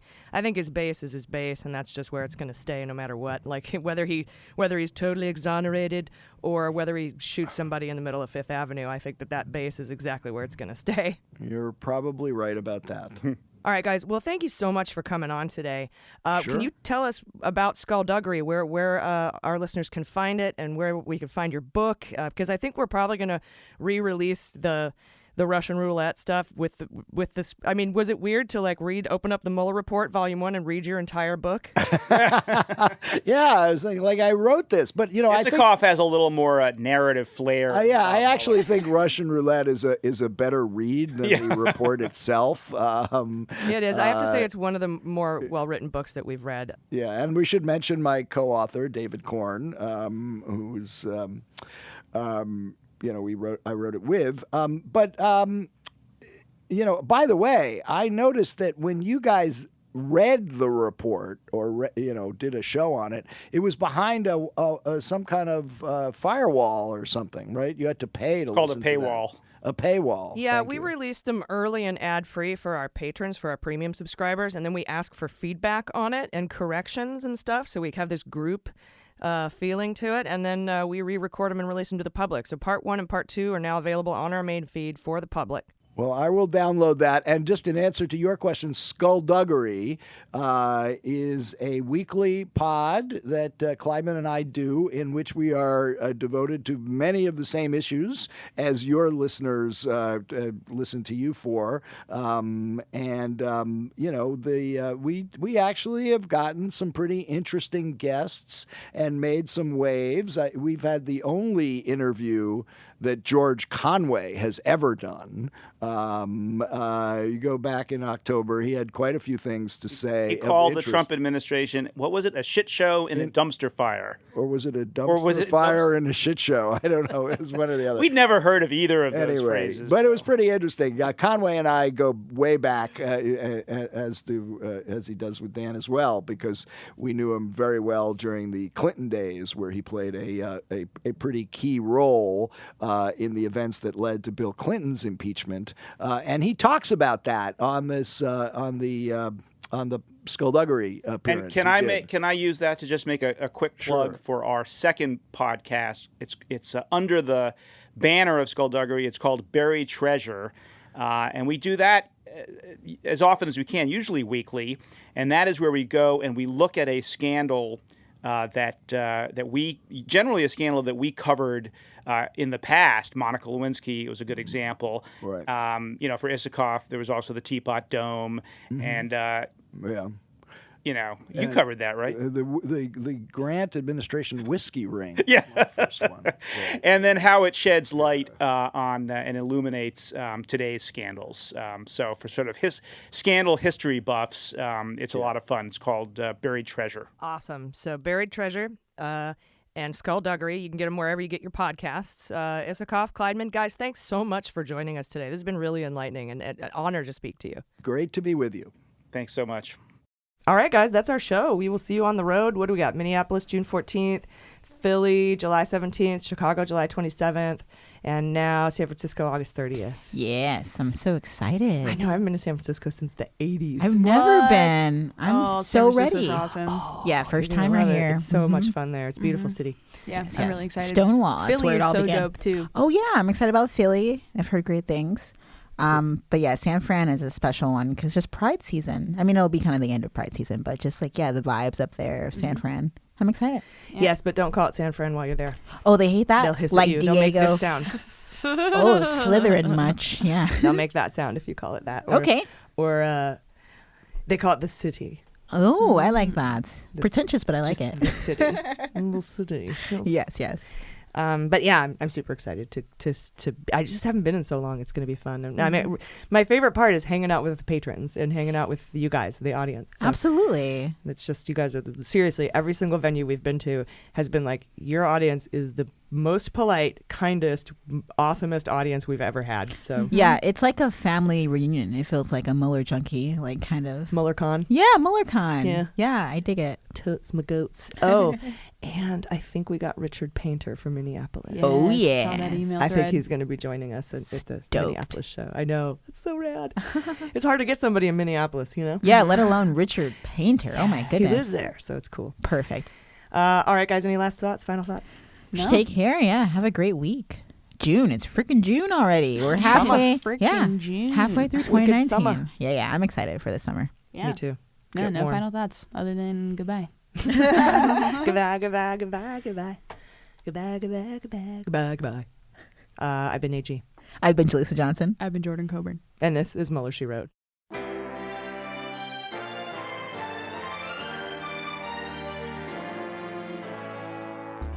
Mueller, She Wrote is produced and engineered by AG with editing and logo design by Jaleesa Johnson. Our marketing consultant and social media manager is Saralee Steiner, and our subscriber and communications director is Jordan Coburn. Fact-checking and research by AG, and research assistance by Jaleesa Johnson and Jordan Coburn. Our merchandising managers are Saralee Steiner and Sarah Hershberger-Valencia. Our web design and branding are by Joelle Reeder with Moxie Design Studios, and our website is MullerSheWrote.com.